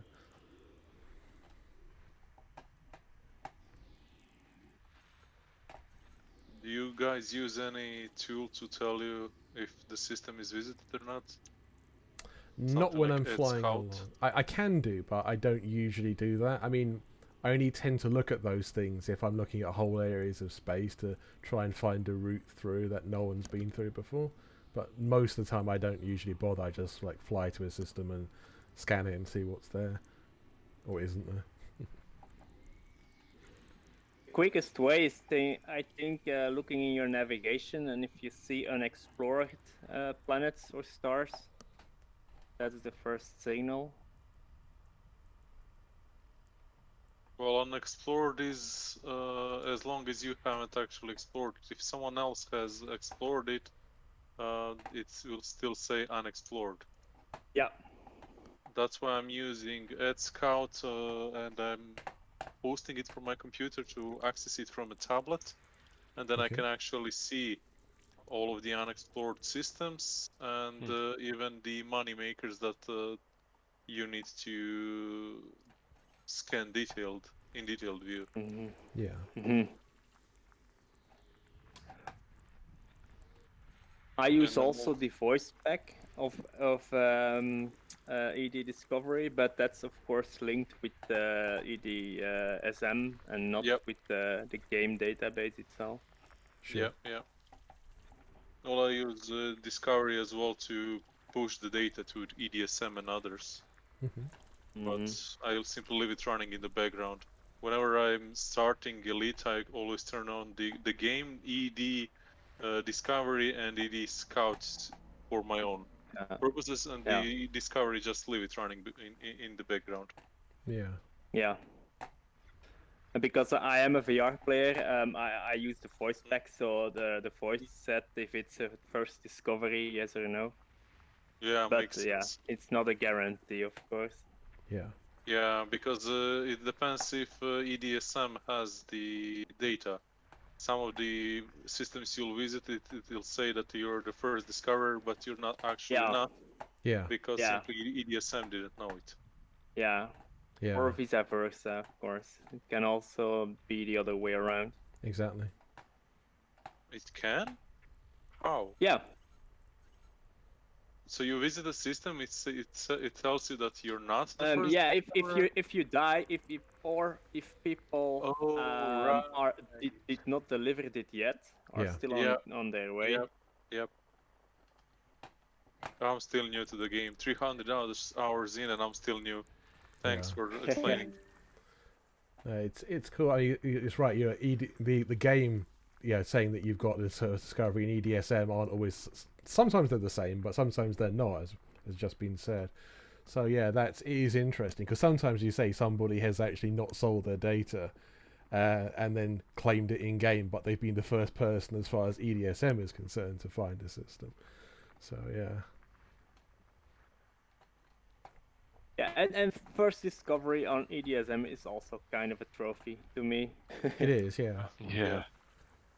You know what's weird is there's some POIs in EDSM that the person who's claimed the actual, POI or named the POI is not the person who actually found it in game, but the person in game never reported it to the Galactic Mapping Project or to EDSM. So, they never used it.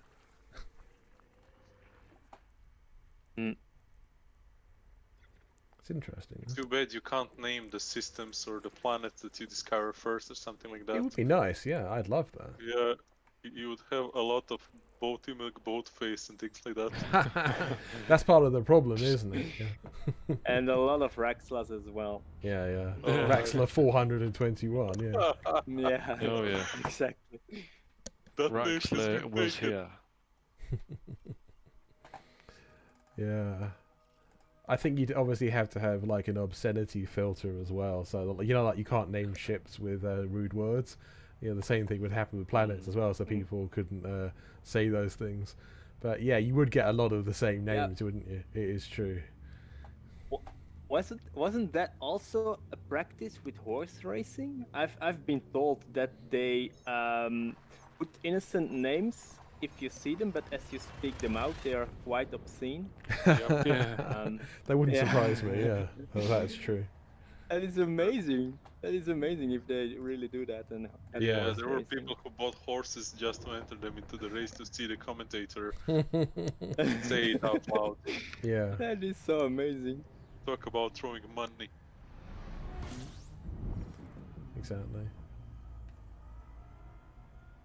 I mean, sometimes you get things that are like joke names, but you'd only, get, unless you're like a very high level speaker of the language, or it's like, your native language, you would never pick it up. Because I always say, that's why I have great respect for anyone who can speak English to the standard they can understand the humour. Once you understand another language and the humour, then you've mastered the language. Because that's always the last thing that everybody gets, yeah. You see, I never thought about it that way. I mean, obviously, I'm not a native speaker, as you can hear, but I do understand quite a lot of humor, the puns and all the other things. But I never thought that that's actually the next level, basically. Yeah, I mean, it's true like most of the time. I think. I mean, I've known a lot of people. Yeah, because I lived in London for like most of my life, and I met a lot of people from different nationalities, and that's one thing I've noticed in common is obviously most people born outside the UK they're not native speakers of English, but most of them could understand like 95% of the jokes that people were making. So I thought you've got a very high level of English there, and respect, because it's difficult to do that, because obviously you've got to be like really deep into a language before you can understand the humor to it, because some things just don't translate at all almost, but some yeah.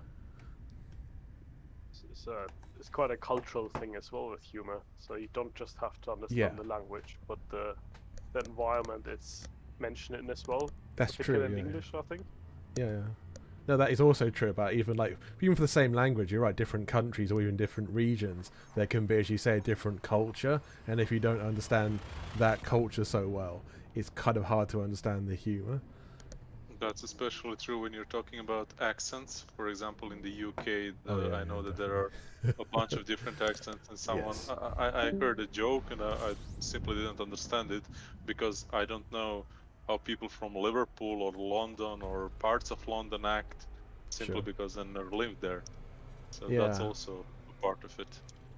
Yeah, I can see what you mean. Yeah. It's always very interesting, though. Yeah, I think there's over 100 different accents in the UK.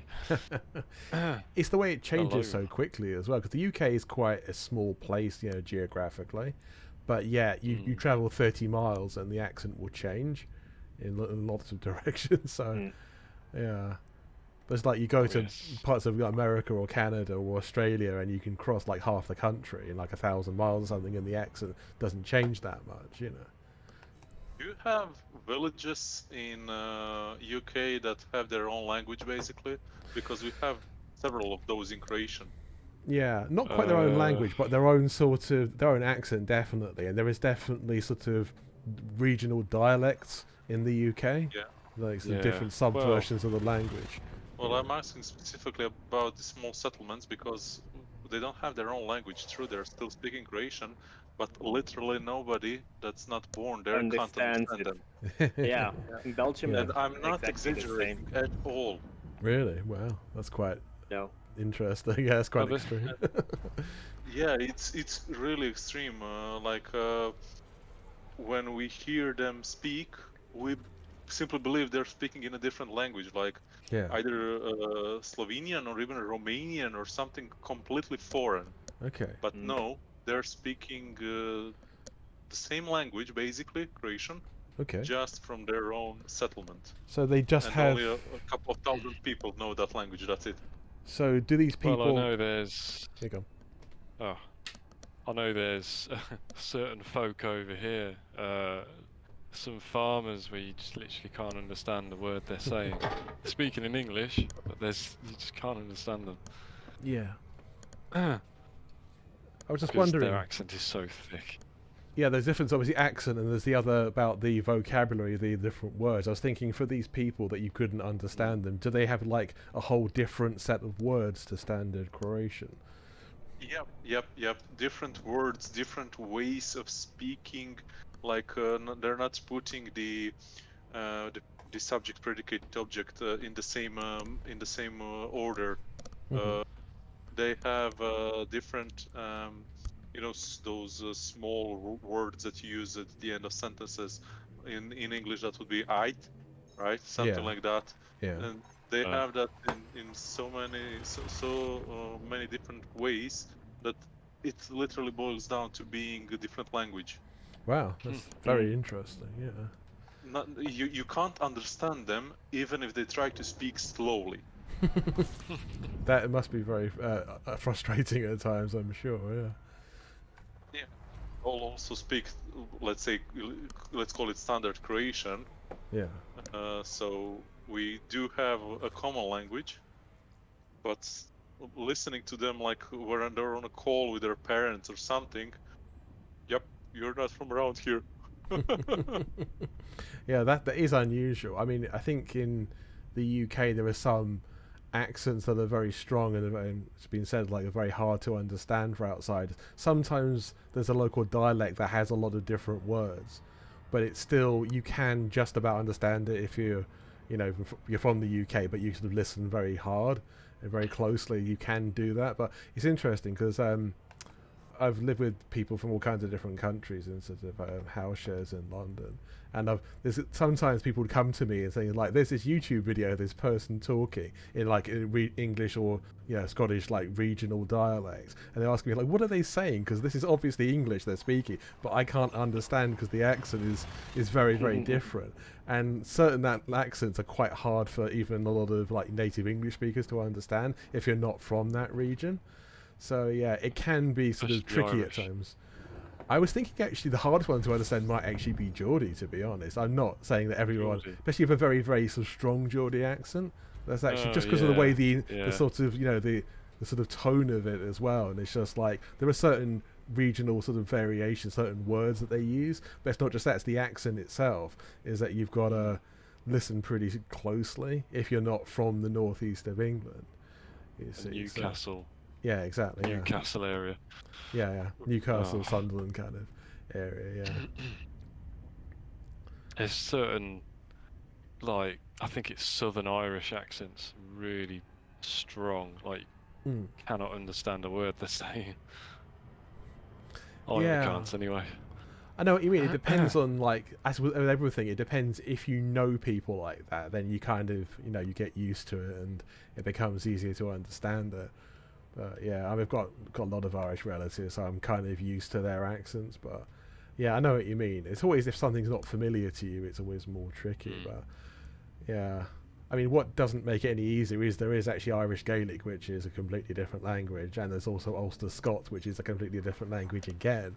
So there's like, in the island of Ireland, there's at least 3 different languages spoken there. So it can get complex. I was on a bus in Belfast once, and there was this guy speaking. I thought, is he speaking Ulster Scots? Because I can't understand literally a word they're saying. And I'm pretty sure they weren't speaking English. So yeah, that's a pretty unusual language. That not many people speak it, but it exists. Well, yeah, I think the only Gaelic I've heard was Welsh, pretty much. Welsh is a whole different thing completely. Actually, I mean, I know what you mean. It's like a Gaelic people, but sorry, they're a Celtic people. But the actual Welsh language is not a Gaelic language at all. It's completely different again.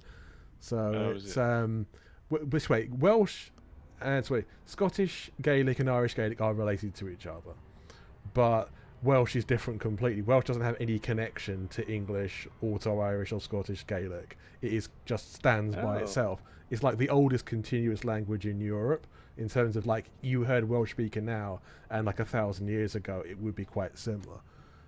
Oh, right. So, yeah. Huh. Oh, I didn't know that.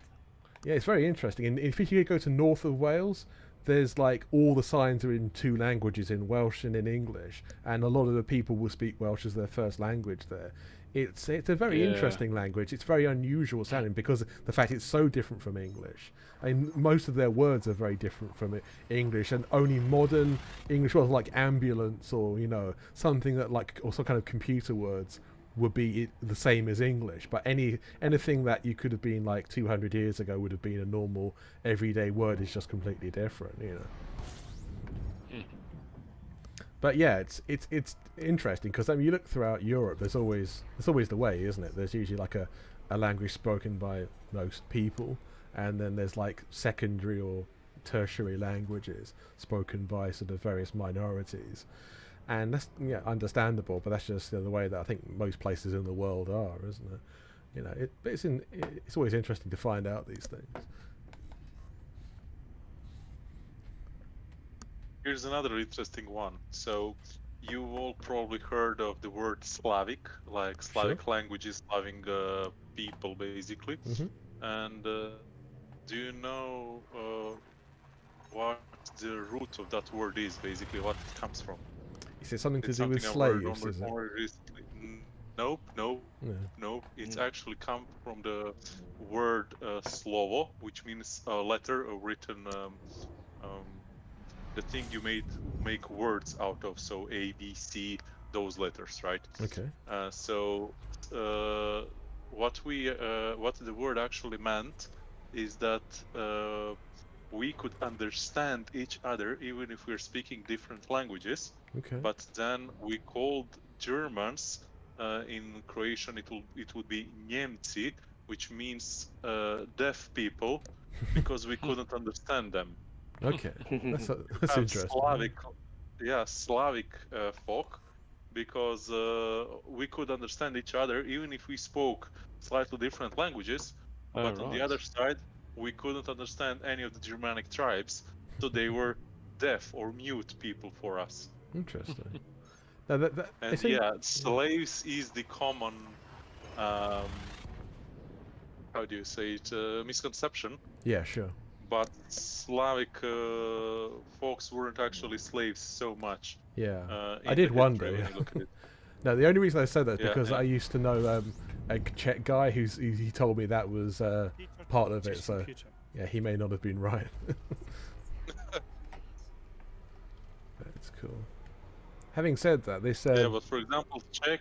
Yeah, go ahead. I used to know quite a few Czech and Slovak people, and they always said they could understand Polish quite well, even if it wasn't their language. So I always found that quite interesting. Yeah, and they're kind of like a step between. For myself to understand Polish, it's very hard, but I can understand Czech a lot more easier. I mean, anyone in Croatian can, especially if they're speaking slowly. With Polish, they're now quite far from us, so you can understand a few words, but definitely can't lead the conversation. But since they're basically in between, then they can catch both ends, so to speak. Interesting. It's interesting how the Slavic languages then relate to each other. Sorry, can you repeat that? So it's interesting how the different Slavic languages relate to each other and how you can understand some of it in different languages. Yeah. As long as it's part of the Slavic family, Yeah. Because I'm just comparing. Then you have Hungarians who are not part of any family. Yeah, that's true. They're like the Welsh. There's a different language group completely, isn't it? Yeah, I mean, when you speak about global language groups, there's something called Agro-Finnish, or the first part is the old name of the Hungarian language. I can't actually remember how to say that in English, but they're put together not because they're similar, so Hungarian and Finnish, just because they're others. Okay. Because they don't look like or sound like any other language on Earth. Interesting. Yeah. Which is completely weird. You haven't heard Scottish then? Posted a video in and you forget. Doesn't Britain have? Well, there's Doric up in Aberdeen, and isn't there Cornish too? There is, exactly. Yeah, that's another language. And again, that's a Gaelic language. So, but yeah, no, we were just saying about. I think Doric's Norwegian. Oh yeah, no. So I mean, Cornish is Gaelic. I mean. Yeah. Oh, apologies. No worries. No, it is interesting, as you say. It's like there are, even in the British Isles and Britain and Ireland, there's so many sort of like smaller languages like that. It is definitely fascinating, all the way that these groups. The one phrase I remember in Doric is "fit, why, like, how you doing," or something to that effect. That's interesting. What it means. Cool. That's Aberdeen and Inverness and up. Yeah, there you go. Yeah. I'll tell you a good one. My wife's Filipino, and her family said one day, "I don't speak English. Can I speak international English?" which means don't speak Scottish. Because the international English thing as well, a lot of Americans have sort of been the butt of jokes in that regard. There's like simplified Chinese and like traditional Chinese. Some people have joked that American was like simplified English. I didn't make that up, so don't beat me up. My wife does the classics like garage and aluminum and things like that. Ah, fair enough. Yeah, but it's interesting. The guys were saying about the Slavic language being more. You can understand each other to some degree because English is a Germanic language, and English and German, there are some bits that are similar, but you couldn't necessarily understand each other without really learning the other language. So it's interesting that the Germanic languages seem to be a bit more sort of divergent from each other. They move further apart. But Dutch and German, me as a Dutch speaker, I can also understand German if they speak slowly. Yeah. Out of the Germanic languages. German is very close. I was going to say those two are much closer. Yeah. The British do that too. Does English actually is it actually counted among Germanic? It is, languages? Yeah. It is absolutely counted among Germanic languages. I didn't know that. How weird as it is, it is. Yeah. No, I see why it is. I mean, I did learn some German at school, and I do see some of the sort of similarities. I know what you mean, like Dutch and German are quite close together. Swedish and Norwegian and German are quite close together. English is like, it does have the same roots, but it's traveled a kind of different path in the way it's evolved. So that's why it doesn't sound as close to, German or even Austrian German or anything like that, or Dutch. Or I think Dutch. Probably because of the Anglo-Saxon influence in the history. Well, this is it. This is what the very word, England comes from the Angles, the Germanic tribe, of course. And so, and the Saxons are again another Germanic tribe. But this is why I get very angry with English nationalists. It's like, you do realise that the very name of the country comes from a German tribe. Who came over here many years ago. I know what you mean about Swedish. When I was trying to learn Swedish, me and my wife, I could understand it through. Well, I could kind of get it, some of it through English, and she knew a bit of German, so she could see a similarity between there. Like the word hand is basically the same in all three languages. Yeah. Cool. No, it's nice when that happens, definitely. Yeah. That's quite interesting because I know some German. When I visited Norway, because I have friends in Norway, because that's more fairly similar to German in many ways. There's lots of words that I could pick out, though I know that one from German. So it did help a bit as a tourist.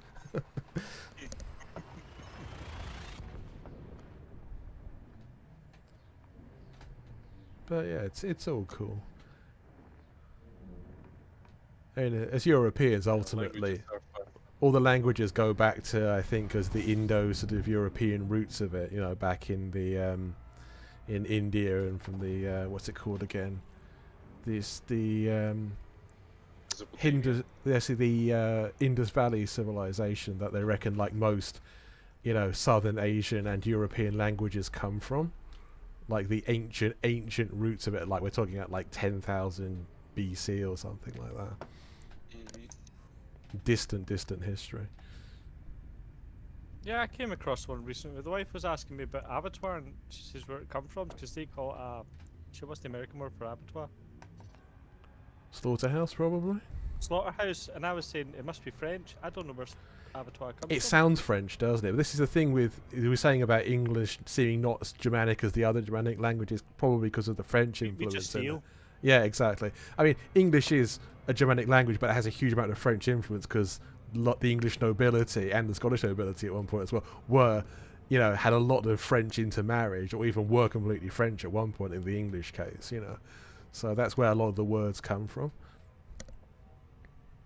That was the first time I just had a clue where it came from. Yeah, it is interesting though, isn't it? You're right, 'cause there's a lot of ordinary words in English that are just direct from French. Yeah.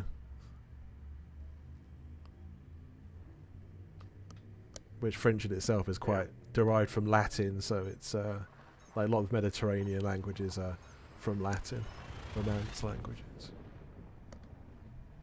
As much as I love Elite, every time I switch from Horizons to Think, I'm losing my controls. That happens to a lot of people. You're not the only one. So you need to back up the configuration file because they use 40 different ones. years old, I'm struggling. And also, I heard that the trick to save it as custom or something like that. Mm-hmm. Well, you Then you actually could change your easily name. retrieve it. Right, do a name change and set it above right. Yep. It's the first computer I've had in 10 years, and it's Windows 10 that's doing my nutting. I'm getting there. Yeah, I think the bindings thing, a lot of people have had that problem recently. I think especially with Odyssey and trying to switch between Horizons and Odyssey. So yeah, it's That said, I bought what do you call it, Against Star Citizen, and I'm losing the will to live playing that game. The controls are I can't say I've ever played it. I intend to try it at some point just to see what the fuss is about, but yeah. they want you to use a mouse, that's all I'm saying, so my X56 okay. is a waste of time. Yeah, I mean, I've often said that. It'll teach you how good Elite is, that's all I can say. Yeah, fair enough. Now, people try to get me to play Star Citizen a lot. I just said, look, wait, tell me when it gets to beta or even full release, and then I'll see what it's about. But that might never actually happen. No, they've got it clever. Just keep it in beta. What I can say is switching between Horizons and Odyssey is I actually like Odyssey better. I find it easier. Okay.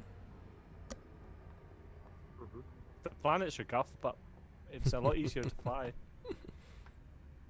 I thought the flight models were exactly the same, to be honest. I didn't really notice any differences. Just some of the menus and stuff. Oh, just okay, right. more intuitive. Oh, okay. Yeah, that's probably if you played it a lot longer in Horizons, it's muscle memory now where things are, and it feels awkward in Odyssey afterwards. I've got a horrible feeling I've been playing this game for 7 years. I'm trying to remember the menu system in Odyssey at the moment because, yeah, it might be slightly better, but I don't remember it being like radically sort of. It was atrocious at the start. I mean, it was. Mm-hmm.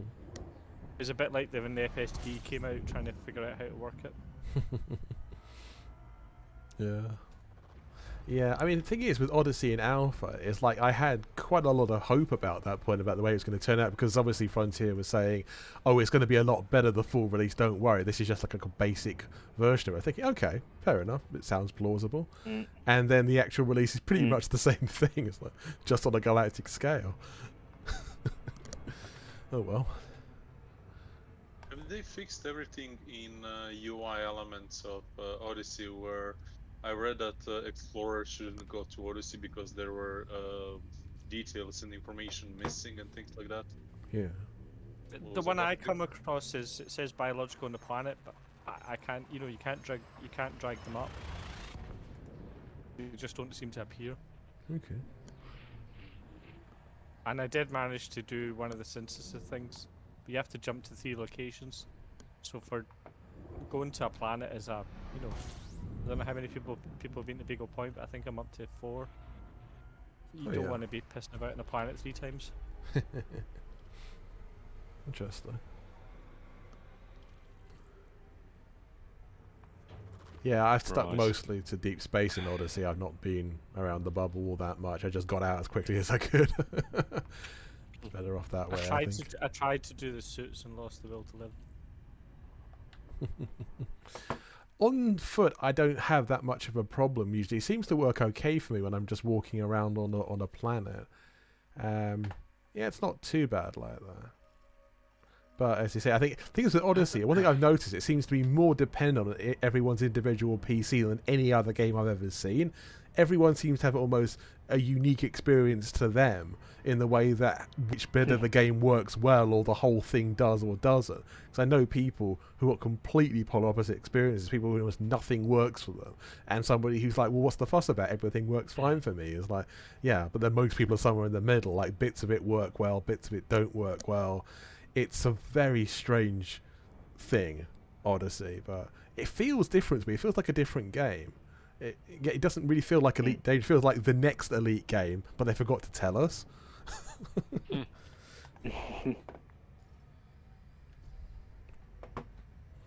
don't know. Has anyone else sort of experienced it that way, or is it just me? I've been lucky so far. I mean, I just bought a brand new computer just before it came out because the other one was dying, and so far it's been good. Okay, cool. I haven't bought it yet. But why? The lifetime, whatever you call it, it just came. Okay. Yeah. I bought the sort of early the alpha access and what have you because I You're alpha. You're I streamed as well because I thought if I'm gonna like do streaming and stuff, I will have to buy this really. And also being like an expedition organizer, people expect me to know these things. So again, I'm kind of obliged to early access all these things. Yeah. But here we are. But I mean, who knows what the timelines are going to be with Odyssey? Is like, who knows what state it's going to end up in? Yeah, it's a strange business. I think they'll fix it. It's just. Yeah. How long will they take? Yeah, because I don't think they know. You know. Do you remember when Horizons came out? I couldn't get my buggy to do anything. I had a bad PC back then, but I struggled. Yeah, I mean, initially Horizons wasn't great for me either. I did crash quite a bit for me in its early phases. Again, I think I was a beta access person for that, and it wasn't initially great, but it was kind of more cohesive than Odyssey has been. So yeah, it's interesting, definitely. What worries me about Odyssey is it doesn't quite fit with the rest of the game. I think it's a bit of an average shootery experience. Yeah. If you take the gameplay that they added, and the thing that I was looking forward to was the planet tech that they promised. The shootery thing I can live without. Yeah. But that's why I'm saying that it feels like a different game. It feels like a new Elite game rather than... It doesn't feel like a DLC. It doesn't feel like an expansion to Elite Dangerous. It feels like a new Elite game that's made with the Elite franchise, but that they didn't change the name. They just called it a DLC, which is... It feels a little bit misleading in a way because of that. It's like... It would make more sense if they called it a new game, Yeah, and also if it's a DLC, then you shouldn't force it upon non-DLC buyers, and now they will for the planetary tech. Exactly. Yeah, well, I can see that why they do that, because it's probably quite expensive to maintain. Yeah, it makes sense from technical standpoint, of course. Yeah. Yeah. Just give us a new buggy. We won't complain. Yeah. Empire version of a buggy. Good Tamaya, please. I think the SRV is actually... I think buggy. They've changed the modelling of it, definitely. It feels different, the SRV. It feels like it's got more grip to it. Oh, yeah. I've had a lot less crashes and spins. Yeah. Because the thing is, like, when I'm not playing Elite, I play quite a lot of driving games, so I'm quite sensitive to, like, different handling characteristics of vehicles. So, like, this definitely feels different. It looks the same, but it feels completely different. You think where the game used to be? I mean, I came back from Distant Worlds. I think I was on 10% and I was crapping myself, and some people came back with 1%. You know, now you can fix everything. That's true. Yeah. It's the engines you can't fix. Yeah, it's the power plant, I think. That's the one thing that you can't fix in with AFMUs and what have you, or repair limpets. Yeah, it's fair enough, really. It's more casual now, actually. Or what do you try to say? Yeah. Yeah, because I went out and I smashed the stars. I was watching TV and I'd lost 5%. I just kept going, but now you would just repair. True. I don't have two screens anymore, so I can't watch TV, unfortunately. Ironically, I've gone off course deliberately to like the lower bits of the galaxy, thinking, "Oh, there'll be nothing down here." Now, my end of my flight plan, I've hit the one system that happens to be all discovered by somebody else. What are the odds against that? Oh well. My challenge always was to find an Earth-type world with a ring world. I've done it once. I was just so chuffed. Yeah, it's pretty rare. So yeah, it's a good goal. It's not that rare. Some bastard I know found 3 in one journey. Oh jeez. That's very good luck, though. I doubt if most people are going to have it that way.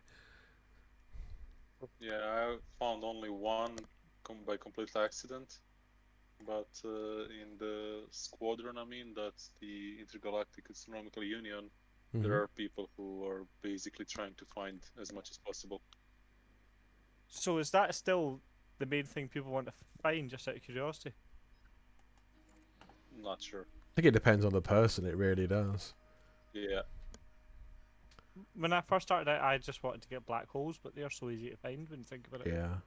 I mean, personally, I've become like a Class O specialist. I think I've discovered like a huge number of them. I don't know anyone else that does that. It's just like the look of them, and I think they're really cool, you know. I'm trying to get my head around what the plants will give us, but I haven't been able to hand that thing in. I think I have to go to a base to hand that in. I You get think a so, recapture yeah. once you've done it. And there is a rank progression for that. That's true,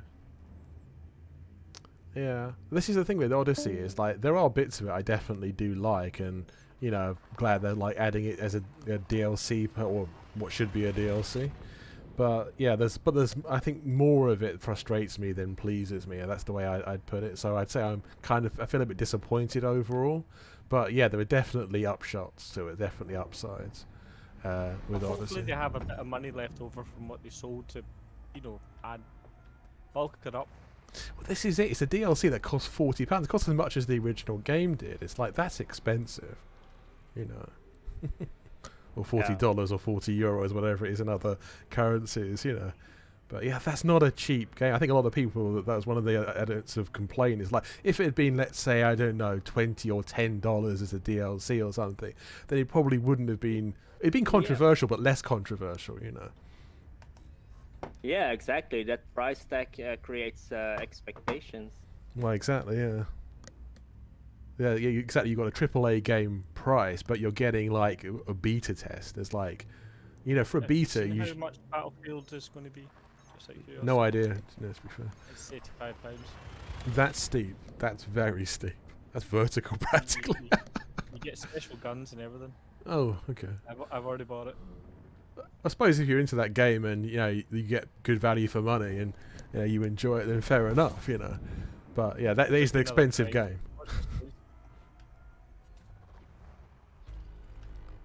But that just shows you how price of games are going up. That's true.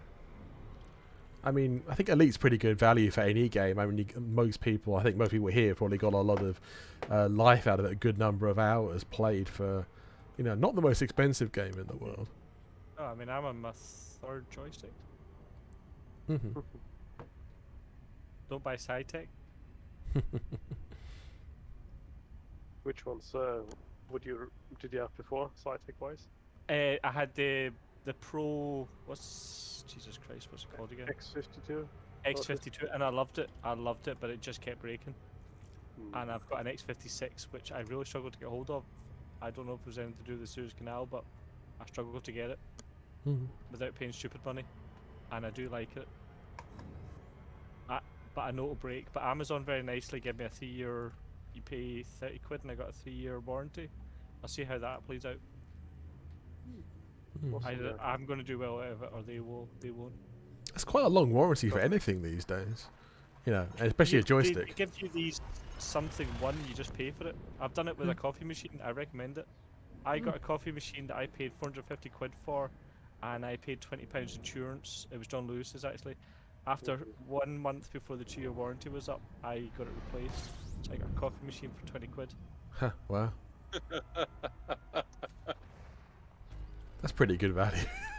And I kept the milk cup as well. I didn't give them back. That's a real win for you, though. It is. Yeah, that's awesome. I've never been that lucky before, I can assure you. Yeah. But yeah, Amazon do the. It's not Amazon. It's some insurance thing below it. Yeah. I've taken the punt. I know how bad SciTech can be. Yeah, for me the But it's technically Microsoft now. Who owns them now? Logitech. Logitech. Okay. I've got a Logitech one. Yeah, Right. I got a Logitech branded one as well. But there's some joysticks sometimes work and sometimes they don't on the throttle bit.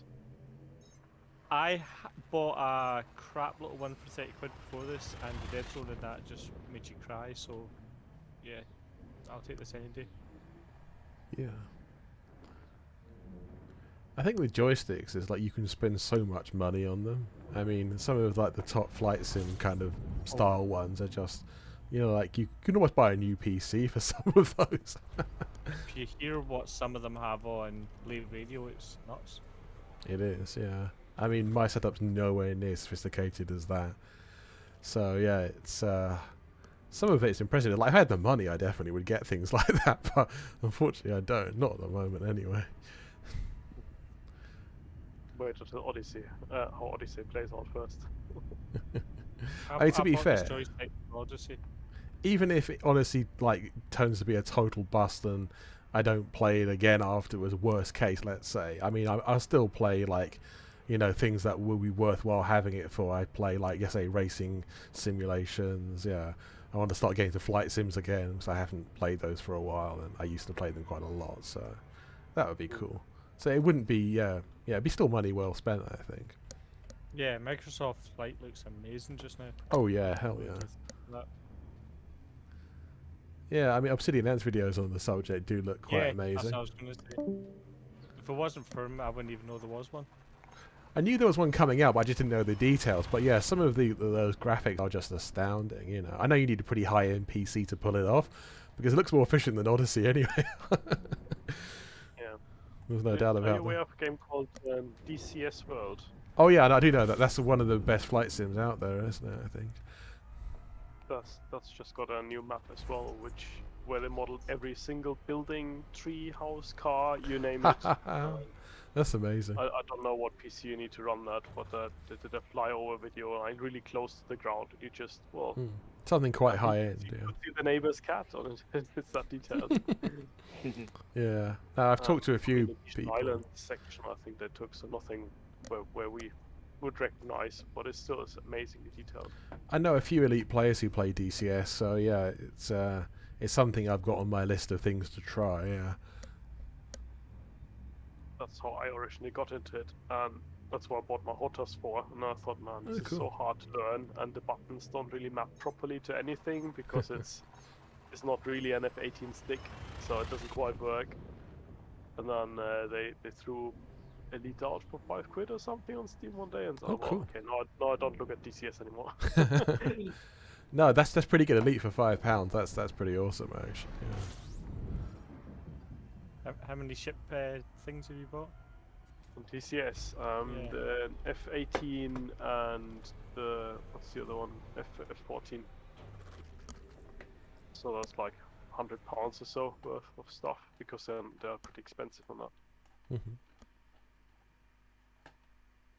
It's worth it. So it's so detailed. If you're into that, it's really great. It sounds like a good one.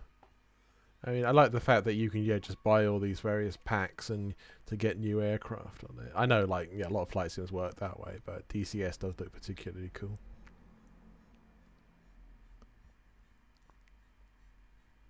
That's always the thing, though, with like you start buying, whether DCS, Microsoft Flight Sim or whatever. It's like you can spend thousands and thousands of pounds, dollars, euros, whatever, very easily on this, just buying all the upgrades, all the DLCs. If Microsoft ever gets around to doing paint jobs as well, then yeah, that's your wallet gone. Yeah. I do wonder, actually, because the stats aren't available publicly, but I wonder how many ARCs, the Frontier are actually selling in Elite these days, because I'm sure it's probably gone down quite a lot recently. A lot of people have stopped buying that kind of stuff. Even people who like Odyssey, I don't really buy them that much anymore, because that was quite a good income stream for them for a very long time. Wasn't there a UK rule that they that they must publish their financial yeah, but that's they are on the stock They're market? listed on the stock exchange, so they have to. Hence one of the reasons they may have rushed it.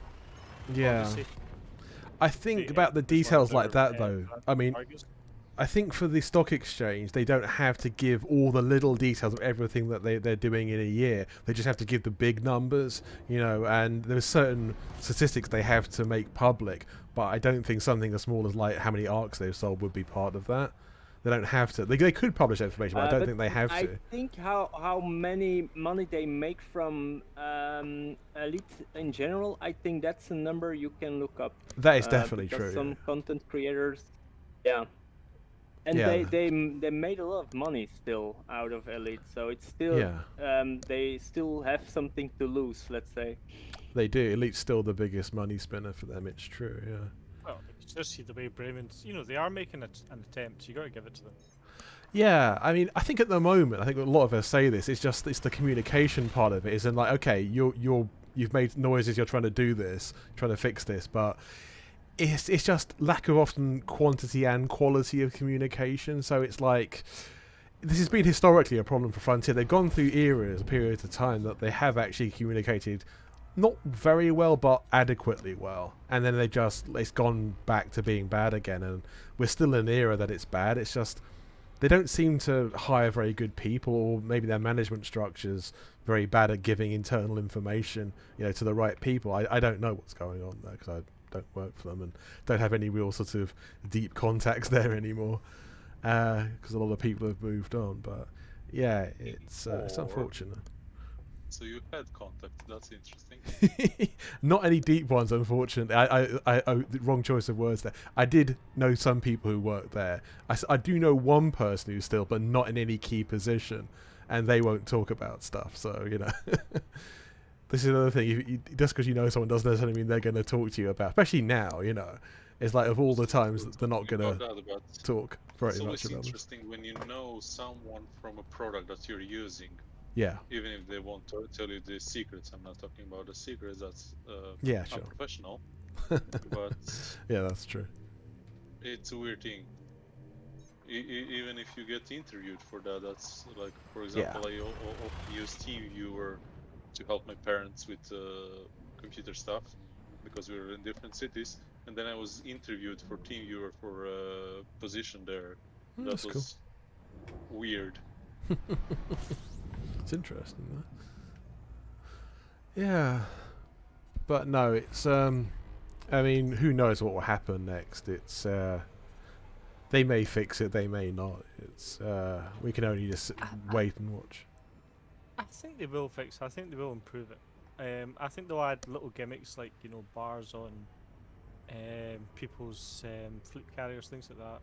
Hopefully they'll give us more emojis in fleet carriers in bars. Sorry. No, are there some, no? Mm-hmm. You say more emojis? Are there any? There's none, I apologize. None. Yeah. Only teabagging.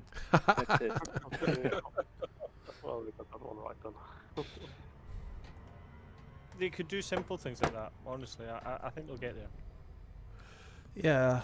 They say time will tell. It always does. But the question remains, like, even if they do fix it, will they fix it in time to sort of stop the sort of slow exodus of players that we're sort of seeing at the moment?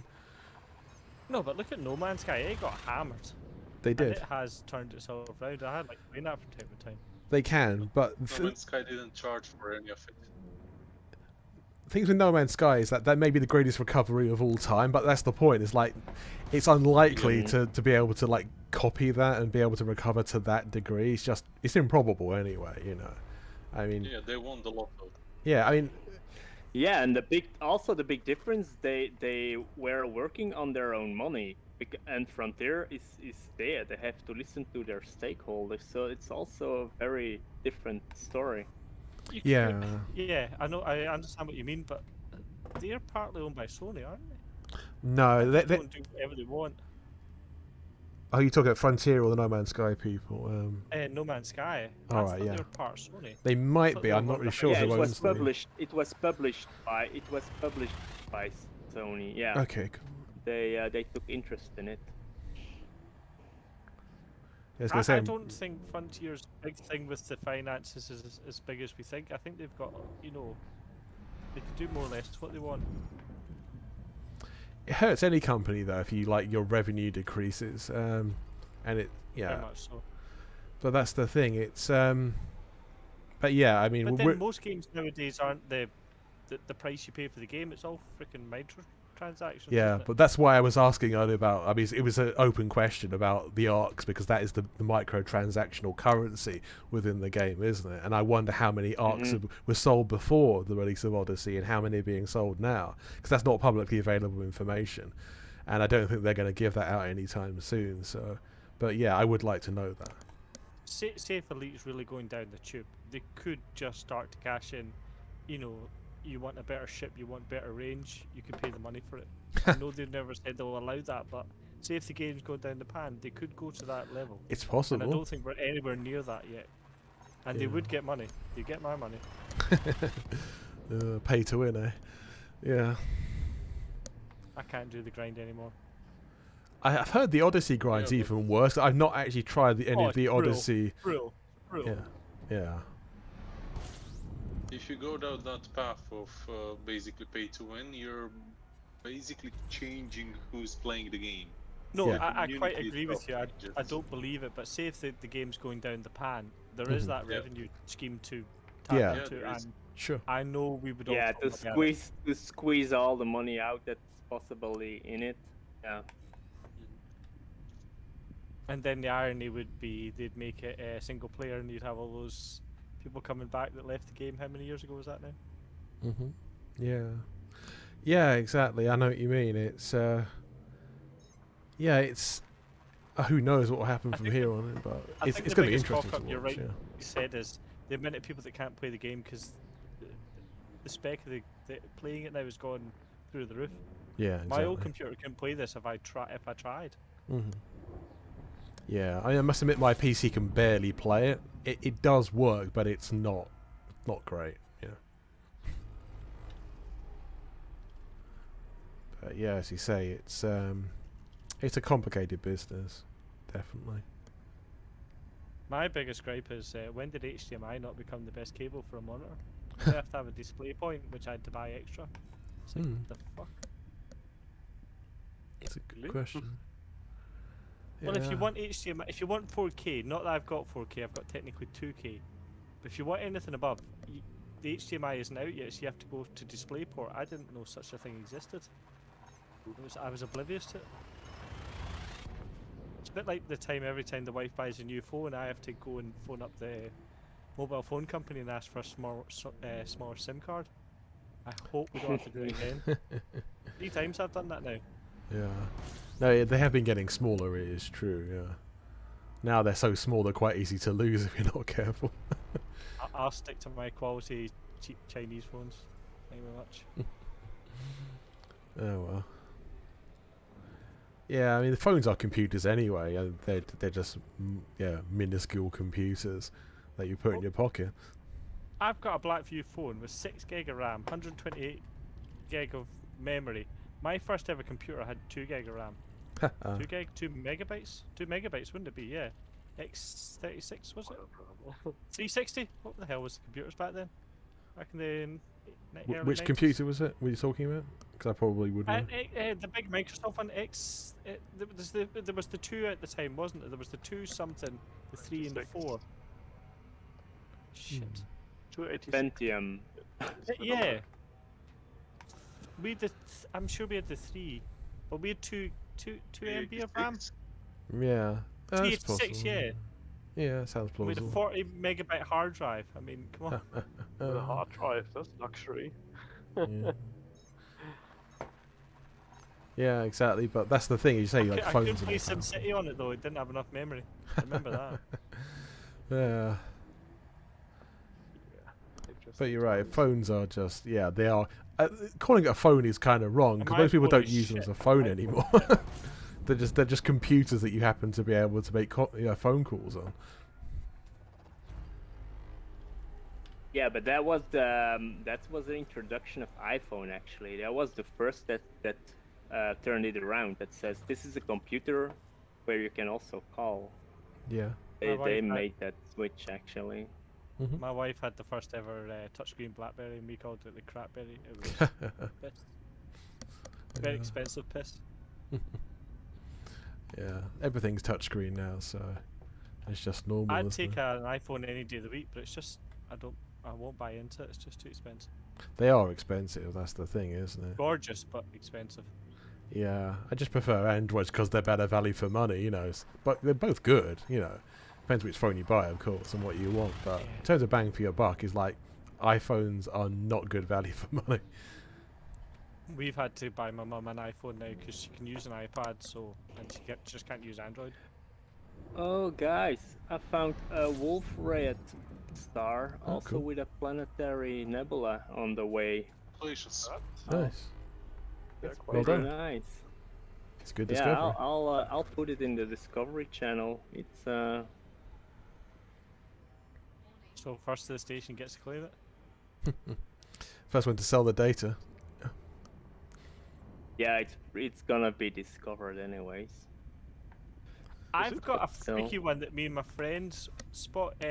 We must have, and we both got our same names on it. That's going back years. I haven't been back to check. You can, if you discover things in a wing in the same system, Yeah, Is that it? get both Yeah. names on it. exactly. Yeah. Well, you can have a full wing, so you can get 4 names on it, basically. Yeah, you can Oh, do I that. never knew that. Yeah, that's happened before. That's very confusing. That's very confusing when you see for the first time a system with 4 names on it. What the hell? I think there was an Until expedition you know it's a wing. a while ago I was on that we actually ended up, there was a system that we found, but we all ended up like agreeing amongst ourselves that each person would like get the first discovery to each one particular planet. So there was like about a whole bunch of us that collectively like discovered the system. So yeah, but only because we all agreed to do that. See, yeah, you can do these things, definitely. Remember that one Distant Stars? That's the one that went up the way, Yeah. and you weren't meant to be. You were meant to suicide to get home, but didn't some guy convince Elite to take him back to the? Yeah. So he got to claim a few, which was clever. It was a bit underhanded, but clever. Yeah. No, it was a great one, the Distant Stars. A while ago, but yeah, that was a very cool I don't know. expedition. I felt like a bit too much like homework because we had to do so many planets. Yeah. No, it was a nice trip. I mean, just the climb up to it was just Oh, it was a great trip. amazing. Yeah. I crashed in the first IG planet. I will admit that I had to go back again. I think a lot of people did. I think about a quarter of people, something like that, crashed at the Hades Edge. That was what it was called. Well, that was it, yeah. Yeah. Because then we had to go back and do a neutron jump. Yeah. No, it was an amazing expedition. I think we were talking about it earlier, actually, about near the beginning of the meet, and saying about it was one of the few times in like the game that you generally felt your heart rate go up, because it was like amazing thing after amazing thing, like amazing jump after, because you were like jumping right at the edge of range of that like any ship in the game could reach. You had to like minimize min-max Anaconda at this point, and then you had to neutron boost it just to get there. And yeah, it was a hell of a trip. Were you able to get back out? Because there's some way neutron boost into. You suicided out. That's the only way out. Yeah. There was like a mass suicide at the end. Yeah, there was. Some clever person managed to convince Frontier to move him back. But everybody else. I take it, yeah. you must be able to that's jump the it now with a fleet carrier. That must be Yeah. possible, yeah. I think some of the systems are locked to fleet carriers for that very reason, from what I read. So you can't maroon someone in one of those systems. Really? I've not tried. That's the thing. It is an interesting place. There used to be, I don't know if it's still there, the Anaconda graveyard, where Frontier actually ended up putting a nice little tribute to the mass suicide of anacondas in the Cancri cluster. So yeah, I've got the video somewhere actually. So it is actually. I think I might have already put it in the historical expeditions thing, but if I can find it now, I will. It's a YouTube video for that. Yeah, it's the same people, Kai Eramus, who did Distant Worlds 1 and 2. So it was almost like Distant Worlds 1.5. Thanks for sharing that. I have been wondering about the story behind that. I couldn't find anything on the wiki because I thought it was an in-game event, like the commander that got. No, it was very well planned, and there was a lot of things trying to get people to. Because there was some nutters that came into some worlds that had jump drives that were embarrassingly small. Yeah. One guy managed. I think most people came in Anacondas. A couple of people managed to get through with Asp Explorers. One person somehow, I don't quite know how they did this, managed to get in a hauler to do the jump. It shouldn't be possible, but they somehow did it. And it was insane. It really was. Yeah, see if I can find the video for this. I've got a few ones Got to go here. find a star Oh, before I end up having to get the fuel rats. See Yeah. the nebula now. That is nice. Yeah. Distant stars. Launch video. Dr. Kai. Yeah, I've got the launch video here, definitely. Try and find the ending of Distant Stars as well. Put it in the chat. That's the launch.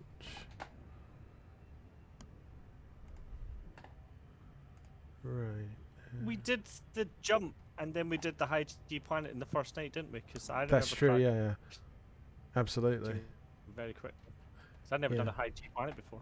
Well, that's what was And my ship interesting didn't have about boost back it. then. Because at the moment, look, you know, like with this expedition, we hit like, you know, 2 waypoints in 2 different days, and then we do that, several weekends in a row. That's quite quick for a lot of people. But you're right, Distant Stars, you were hitting like waypoint after waypoint, like minutes apart, really, like 20 minutes apart or whatever. So you like most of the trip was done within a day. So And my memory was we could have quite high instances because we were so far away from the bubble. Yeah, it's also before Frontier actually put a hard limit on instances as well. That was the era that you could probably get 50 ships into an instance. Not easily, but you could do it.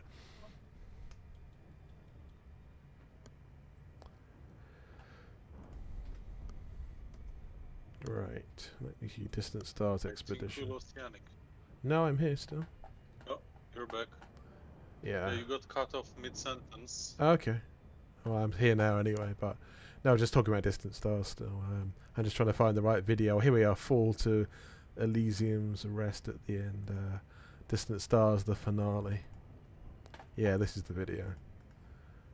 I'll put that also in the chat. But no, I was saying with Distant Stars, it was like most of the journey happened within about a day.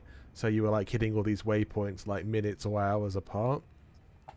So it was quite intense. Yeah. Yeah, that was late on once you got to the Cancri cluster, but the journey was the dramatic part. Yeah, it was. It was like an adventure. Yeah, it totally was. If the league could give us a few things like building little bases as we go along, I'm not saying give it to everyone, we could really make this game amazing. Mhm. Yeah. What do you guys do in this, well, I forgot the word, expedition, between weeks? Because I usually went and did resource gathering and things like that, back to the bubble or close to it. But now that we are so far away, I'm not sure it's a smart idea to go all the way back and then back again to the waypoint. Exactly. It's probably best not to go back, but, you know, do whatever you want, really. You know, you could explore the area near a waypoint. You could, you know, take a trip somewhere. You Probably could. what I'll do, yeah. You could meet up with other people. And sometimes people do that. Some people have been known to meet up with each other in the middle of the week if they've, you know, met in the expedition and done that. You know, like sort of informal events and stuff. Sometimes people do that. People go material hunting, do all kinds of things, really. I'd just like to be on playing the game, do my own thing, and just seeing all the friends all about. That's like cool. that. Yeah. A lot of people do that.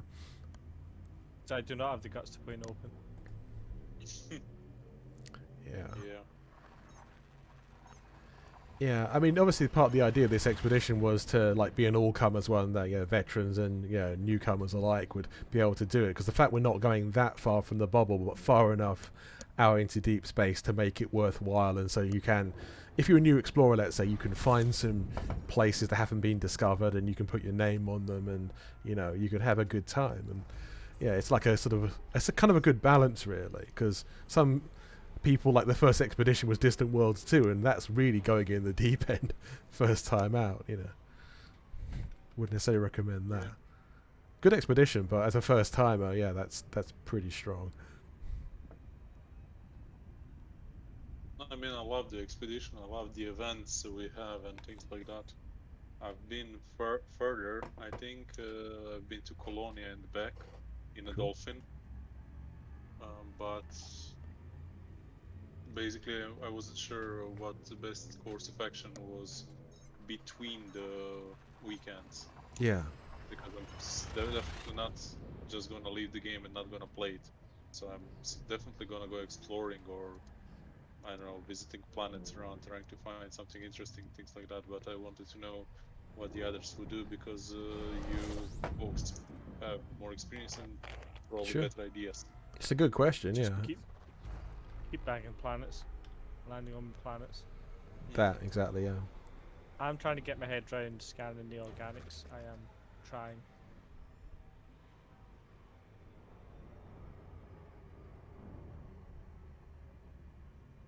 Odyssey does force you to land on planets you would never dream of landing on.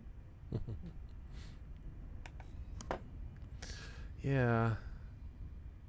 I mean, some of the on-foot stuff in Odyssey, I don't mind. I find the actual, the model of the human movement across the surface, I think that's quite good. I'm quite pleased with that.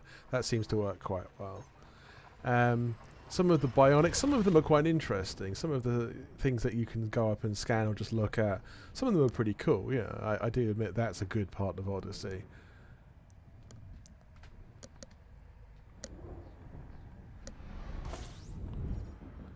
There we go. Has the battle been expanding since Elite Dangerous started? A little bit. I mean, it has expanded a small amount. There's been a few settlements added here and there, but not hugely. I think the bits that have expanded the most tend to be things outside the bubble. Like the California Nebula settlements are new.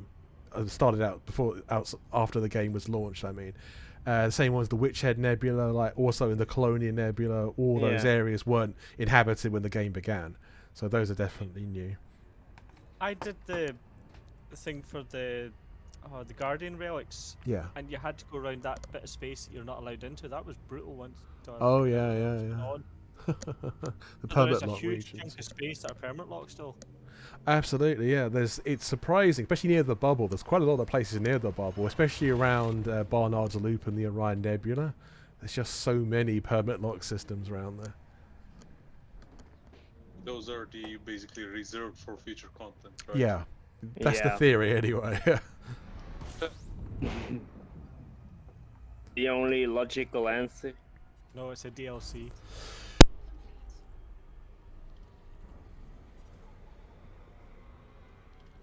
Is there any way players can influence basically which systems get colonized or something? Is that just through the I think you need to get a dark wheel into as many systems as possible. I think in terms of new systems, the only way to get Frontier to make new colonies out there into previously unpopulated systems, they used to do this at one point. There was something called the Colonia expansion, which was like a lot of player groups basically getting assigned to new systems in the Colonia Nebula, they got new base systems out there, because I was part of a faction that got a new system as well. So that was a thing at one point, but that's been years since Frontier have done anything like that. I mean, in the bubble, if you're in a player faction, you can apply actually to have an inhabited system as long as it hasn't got another player faction in it, and you can turn it into your own home base, as it were. So then you become part of the you become a faction in game. Your group becomes a faction, and then you join the BGS system as a result. And you start playing that way. And a lot of player groups have done that. So that's another way of playing player this. initiative, and they are getting really strong in BGS right now. Okay, yeah. Lots of BGS wars that are going on all the time between different groups and for influence. Oh yes. That's a whole other part of the game, and I used to do that, but not so much anymore. It's very repetitive because it's this constant tug of war in all directions. Yeah. Oh, totally, yeah. Yeah.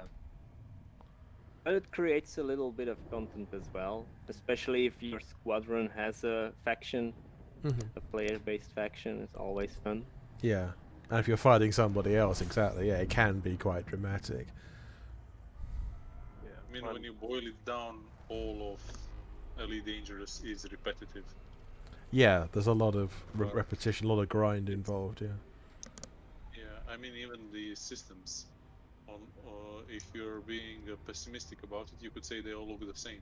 But I in the details disagree. of the difference. Yeah, I think It anyone is who's an really explorer great. would disagree. Exactly. Yeah, that's what I'm saying. I'm playing this game to be an explorer, to explore, to see Yeah. all of the different things, No, me too. to visit the Jackson Lighthouse and the other different, even the neutron stars, the planets. You spoke of the canyon racing on the Pomichi or whatever that planet's called. I've been Yeah. there. It's amazing. I've almost crashed my ship there. But if you wanted to look at it pessimistically, or whatever the proper word is,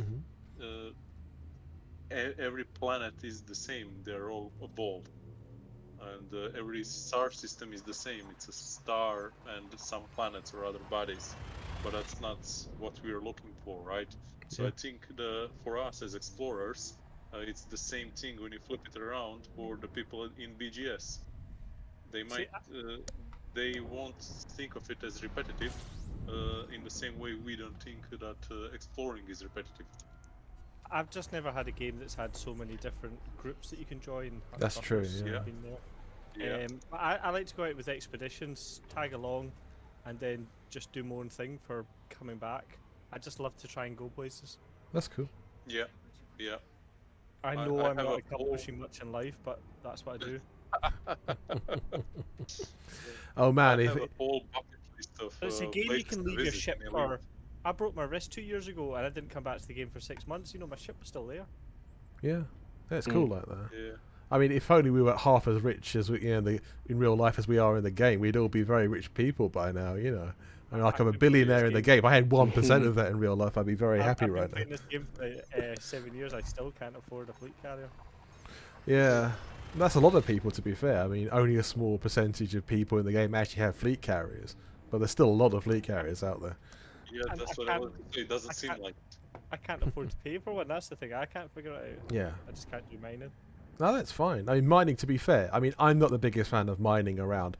I do have a fleet carrier, but it's like at the other side of the galaxy for the DSSA. So it's like obviously a distant like station, community station. So I don't have use of it. It's just a community asset that I pay for, basically. And I do mine sometimes for that. Can I just say thank you very much? Because I used that. I hitched a ride up to Beagle. Oh, cool. Yeah. 6 months ago. I used them to plot my way home, and I came down a different path. I came down the right side. I had great fun. Awesome. There you go.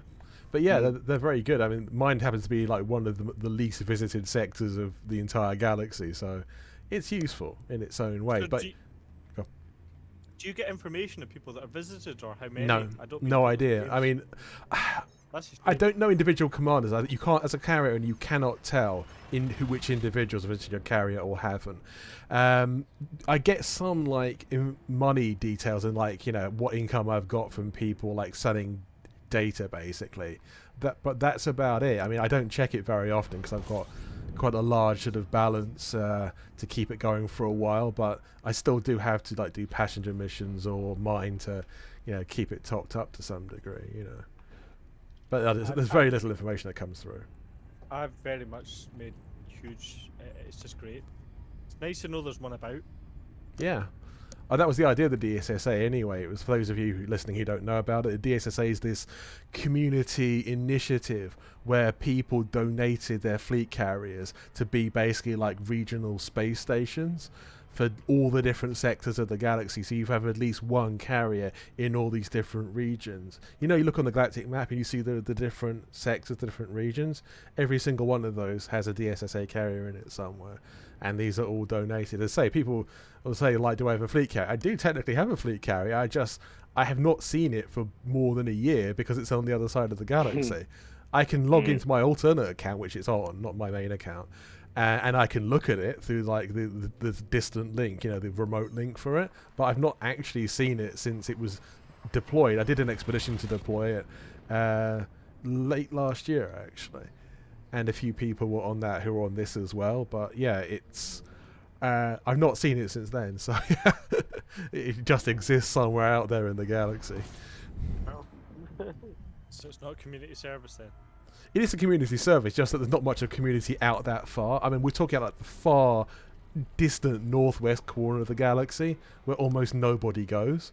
Only explorers will ever go there, and I don't know how many people have visited this place since I deployed it there. So it's definitely a community service. It's just, the community actually using it is very small. It's just a great way to plan your travel. It really is. Yeah, 100%. Yeah, totally. And there's a nice shiny map that you can go and use it. Yeah. No, the DSSA is a great thing, as you say. Like, if something goes wrong and you need repair, and it's pretty close, to get any kind of repairs done. Some people have pointed out that it's also made like the auto repair units, the AFM units, like more or less obsolete now. It kind of has in a way. I mean, you can still take one, and it's still useful. I still take one. I take two actually. Okay, yeah, I take two. Very old school. They're taking two. Yeah. Well, I sometimes take one. The other one. Yes, I sometimes take one just in case, but if I'm going along with, for example, this ship at the moment doesn't have one just because I know I'm not going very far in it. If I was going for a longer trip, I'd probably put one on board, but we'll see. Sorry, I lost you a bit there. You're talking about the AFMUs? Yeah. Okay. Yeah, I mean, there's That's less need for them these days. Yeah, I wonder how much. What did I get now? 68 something light year jumps in this thing. I wonder how much 69 I can get. I wonder how much more if I strip them out. I don't think they're that heavy, are they? No, the mass is pretty small. It's more the energy than anything else, but then you shut everything else down to turn them on just anyway. Shut them down. Yeah. I always have to remember when I land to put the power back on for the cargo base. Yeah. Never forget the day I took out a new ship and I went to jump and just the lights went out. No, I put the guns on something. I put something on, the lights just went out. Wow. That was a wake up call. I managed to max it out. It's extreme, yeah.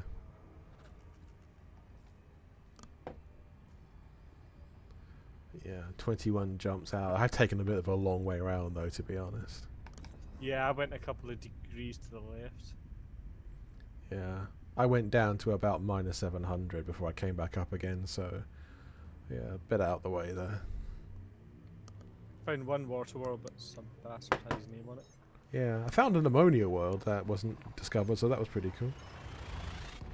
Yeah, that's one thing Elite needs to do, because we know the Thargoids are there, but haven't given us anything. No, that's true. They do need to develop the Thargoid storyline a lot more than they have. Definitely. Absolutely. That was an event in the game. I remember the first time I got into it, I crap myself. Hyperdictions are cool, yeah. Anyone out there who hasn't been hyperdicted. Sorry. Or the time I was sitting on a planet and the thing comes down and you're in your buggy and you start going up into the sky. That's pretty cool. Yeah. Oh, I was in a buggy on the bug killer, collecting materials, and then that was the first time I saw one. Didn't even know what the hell they were. In the tutorial I read, just said you might get a visitor. Don't panic. But I hit my pants basically. Yeah, what would you do with the internet if you could check? Nothing. You can actually, when you're in an SRV, they won't bother you at all. You can. Unless you have a Guardian tag on board. Yeah, doesn't your screen go frosty and stuff? I thought it was really quite Yeah, cool. it does. It does a little bit. Yeah. But you can even fire at the cargo containers and open them and collect comms data and everything like that. However, if you do have a Guardian, I've heard that they basically destroy you immediately. Is that right? Yeah, that's what I heard. Can you go into the Thargoid base now and do the lovely cinematographics? Can you do that on foot now, just out of curiosity? I think Obsidian Ant did need try in one of his videos, I think, but I don't know if he managed to activate it or not. Don't know if you can activate it on foot. Not sure about that one. Me and my friend did it in a buggy. Your car got going to work. It'd be quite cool to try, because that was good immersive gameplay. Yeah.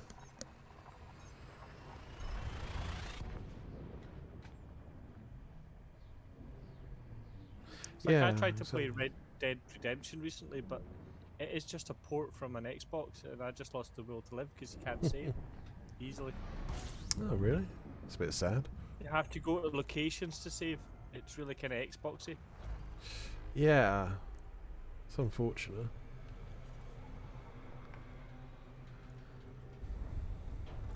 Now, I was going to say anyone who's watching on... It's probably a mod.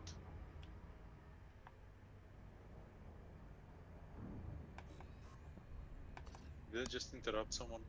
No, I thought you were going to say something, sorry. No, I was just going to say that the people watching on the stream who don't know what a hyperdiction is, it's when a Thargoid, an alien species, tries to rip you out of witch space normally, and they sort of pull you into real space and scan your ship and basically disable it. So it's quite a strange experience. It's slightly spooky as well. So it's pretty cool.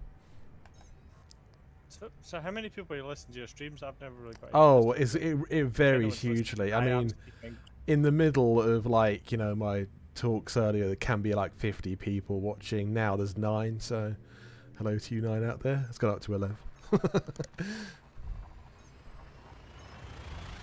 But yeah, I do try to stream the event as best I can. Society's passed me by. I've missed out on all this. It's like my wife's little friends' daughters are into TikTok and stuff, and they had to explain to me what TikTok was. Ah. No clue. Yeah, I'm not really a fan of TikTok because look, even the best TikTok videos end up on YouTube anyway. So it's like, so why would I want TikTok then? You know.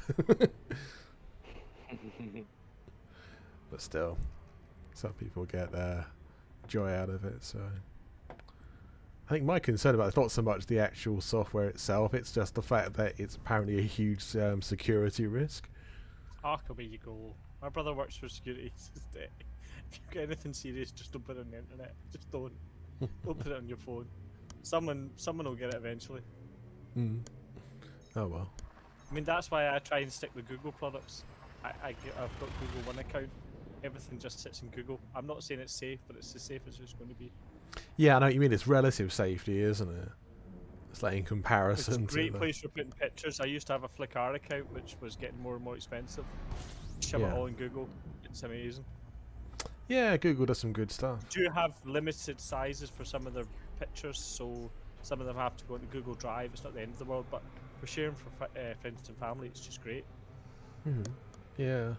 No, I'm sure Apple does exactly the same. I just don't know much about Apple. I mean, I use a lot of Google stuff anyway because it does some quite good sort of software. You know, a lot of the like Google Sheets and other stuff. And I have an Android phone, so I use it by default anyway. So yeah. Remember back in the day, you had to pay £99 just to have Microsoft. You know, you get it for free now. Yeah, I think his Android's actually quite it's quite an elegant and quite well sort of run operating system in terms of its pretty efficient use of processing and memory power, especially compared to Windows anyway. I mean, compared to iOS, it's maybe not quite as efficient as that, but it's still way more efficient than Win 10 is anyway. We've got 1 or 2 Chromebooks in the house. They're just great. One of them 10 years old, and you wouldn't even know it was that old. They just work. Cool. I didn't know that it was so long ago that they came out. I'm nearly sure it's 10 years old. Don't get me wrong. Trying to connect that one to a printer is interesting. Yeah. But we bought one recently, and it even has an Intel 5 chip. 5. Jesus Christ! I'm so AMD. It's unreal. What's the 5 Intel? i5. It's a decent processor. It's an i5. It's a decent processor sitting on that laptop for a Chromebook. Yeah, you can get some pretty good. Actually, the thing is, there's so many good laptops out there these days as well.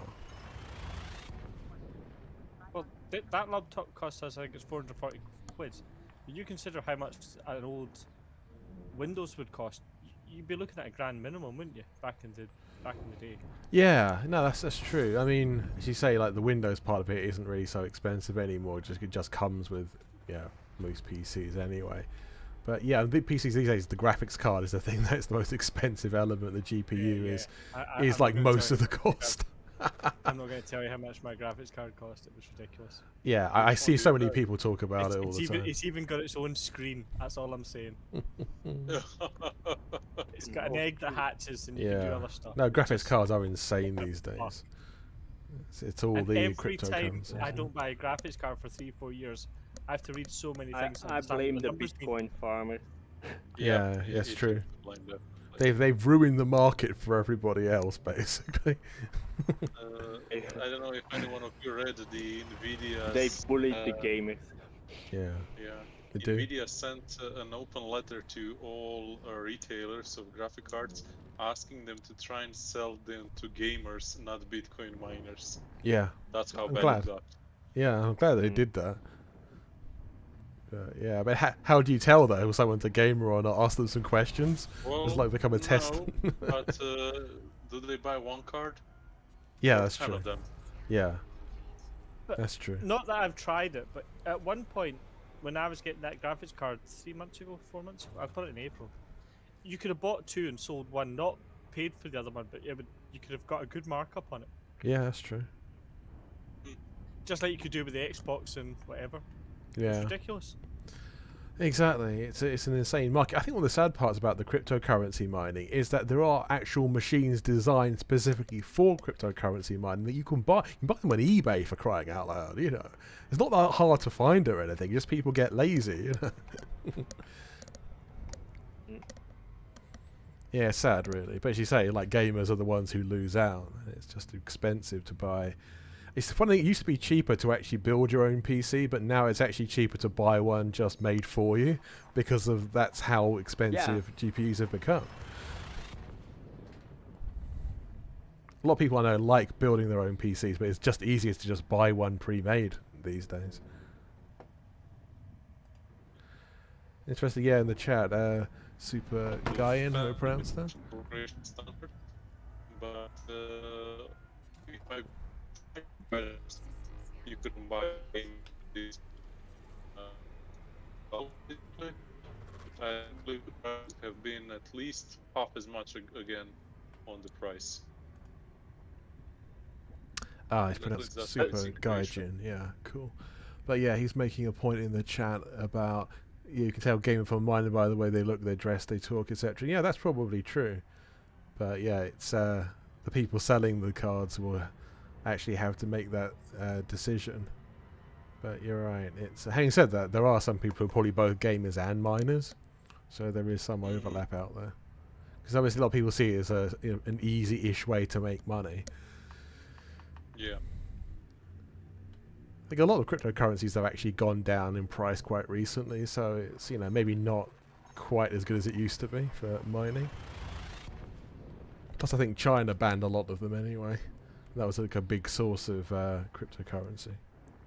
They banned them?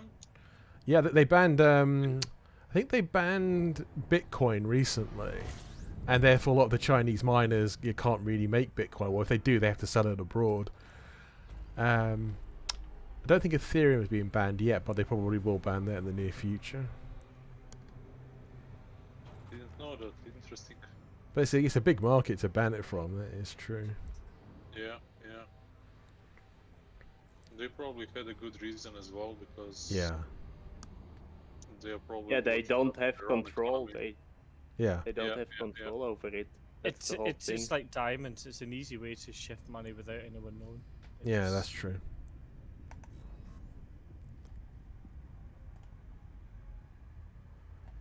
Like I've always said to my work colleagues, one day I will start growing drugs in the farm. I'm going to do it right. I won't get caught. I know it's got horrendous life-changing things for the people that take it, but it's good money. Yeah. These days, as we were saying, just become a graphics card scalper and you get lots of money that way. Games will hate you forever if you do that. But yeah. Oh dear. No, it's not a particularly moral way of making money. Yeah. It's legal, but it's not moral. Yeah. You can see with the PS5s as well. Some people still can't get their own copy because of the scalpels.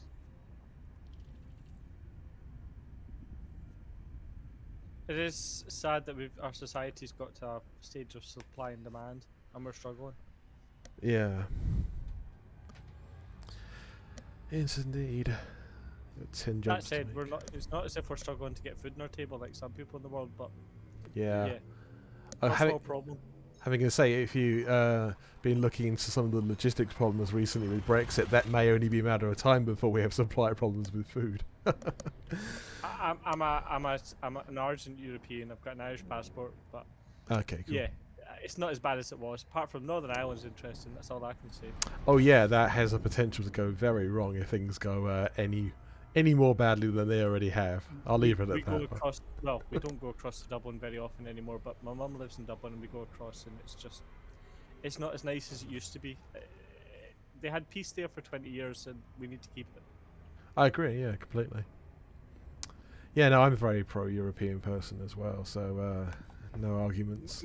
My brother lives in France, and he works in London, and he doesn't know how he's going to get work on Monday. I know that is a strange thing to think about during a pandemic, but up till recently, it's been a doddle for him to go back and forward. Sure, yeah. Yeah, it's created huge problems, and there's no... The sad thing about this business, there's no real advantage to it. For almost anyone, because somebody somewhere probably benefits, but most people don't benefit from it at all. It just causes problems. Yeah. It's very sad.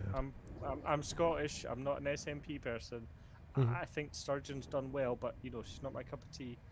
That said, Boris, I'll take Sturgeon over Boris any day of the week. But yeah, I'm European at the core of it. As you know, we've not had a war in 70 years. What more do you have to say?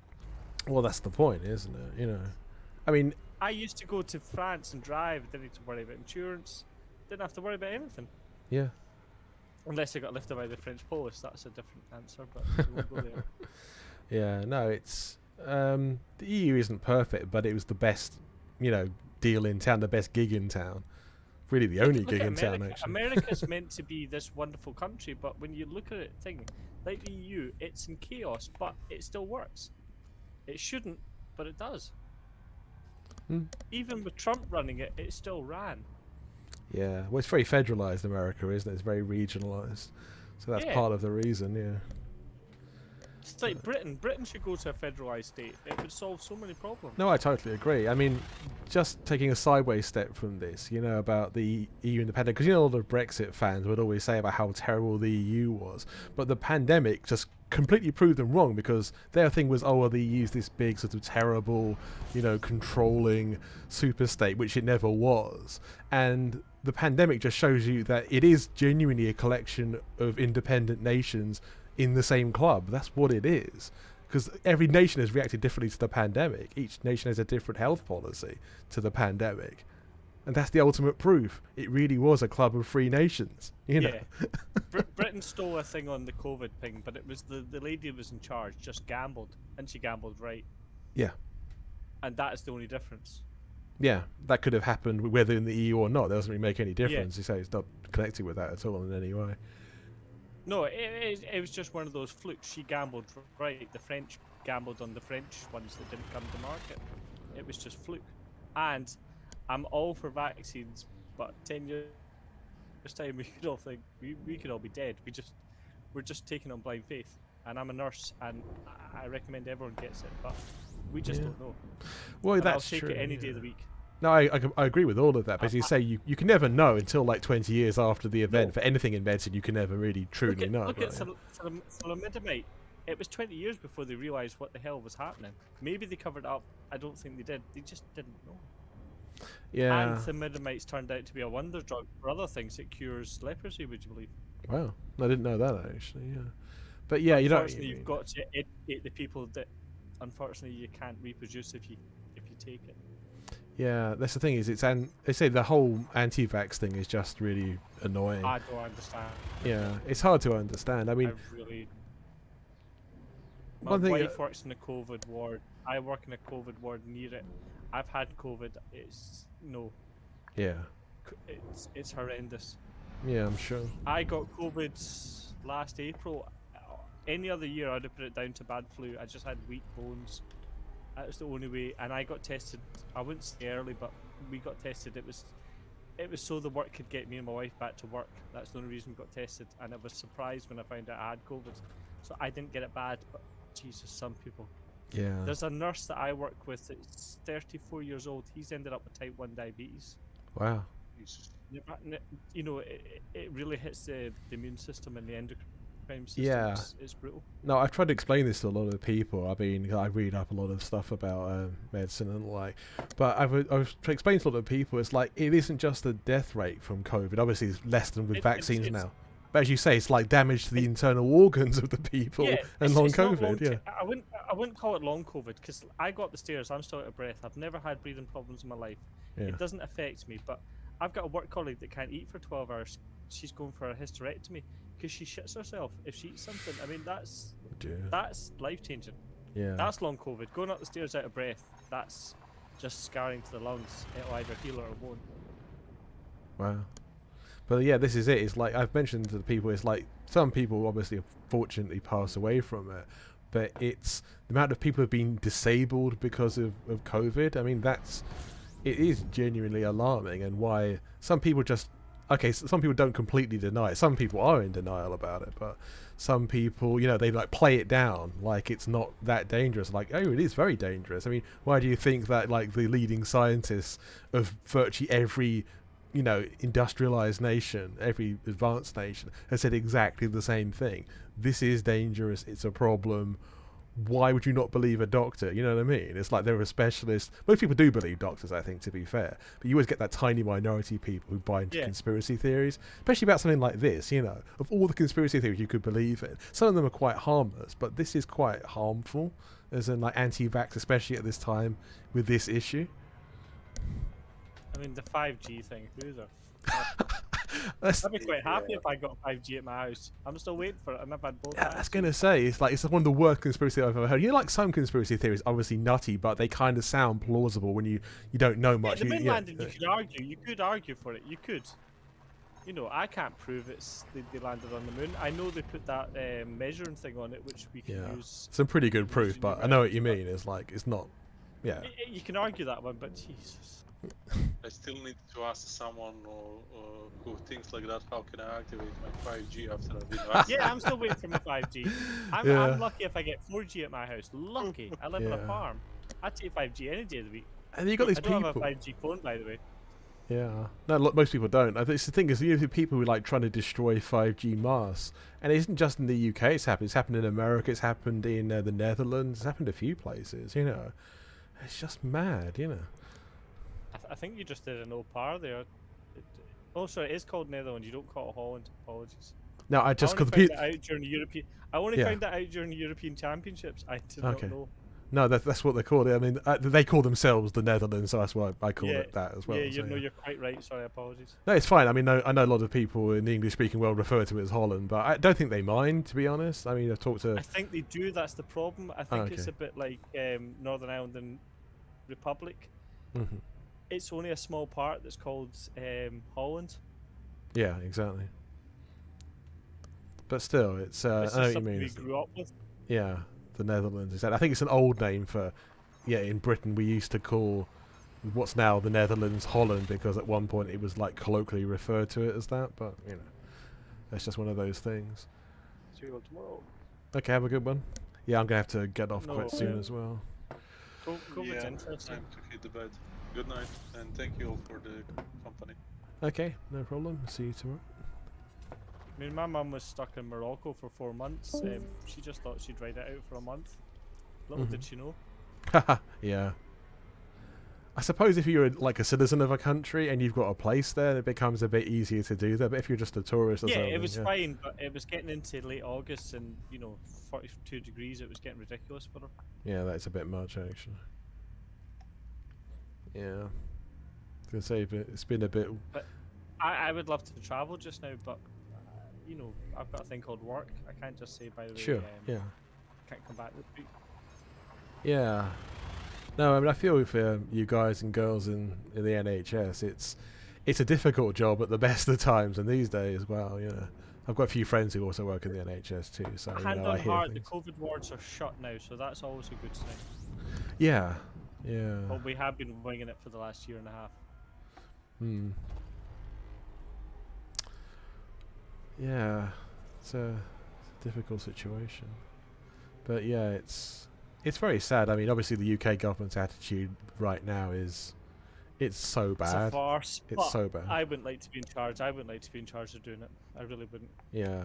Following scientific advice is kind of core, though, to like making decisions about this. That's why I'm not a big fan of the SMP, but well done, Sturgeon. She has.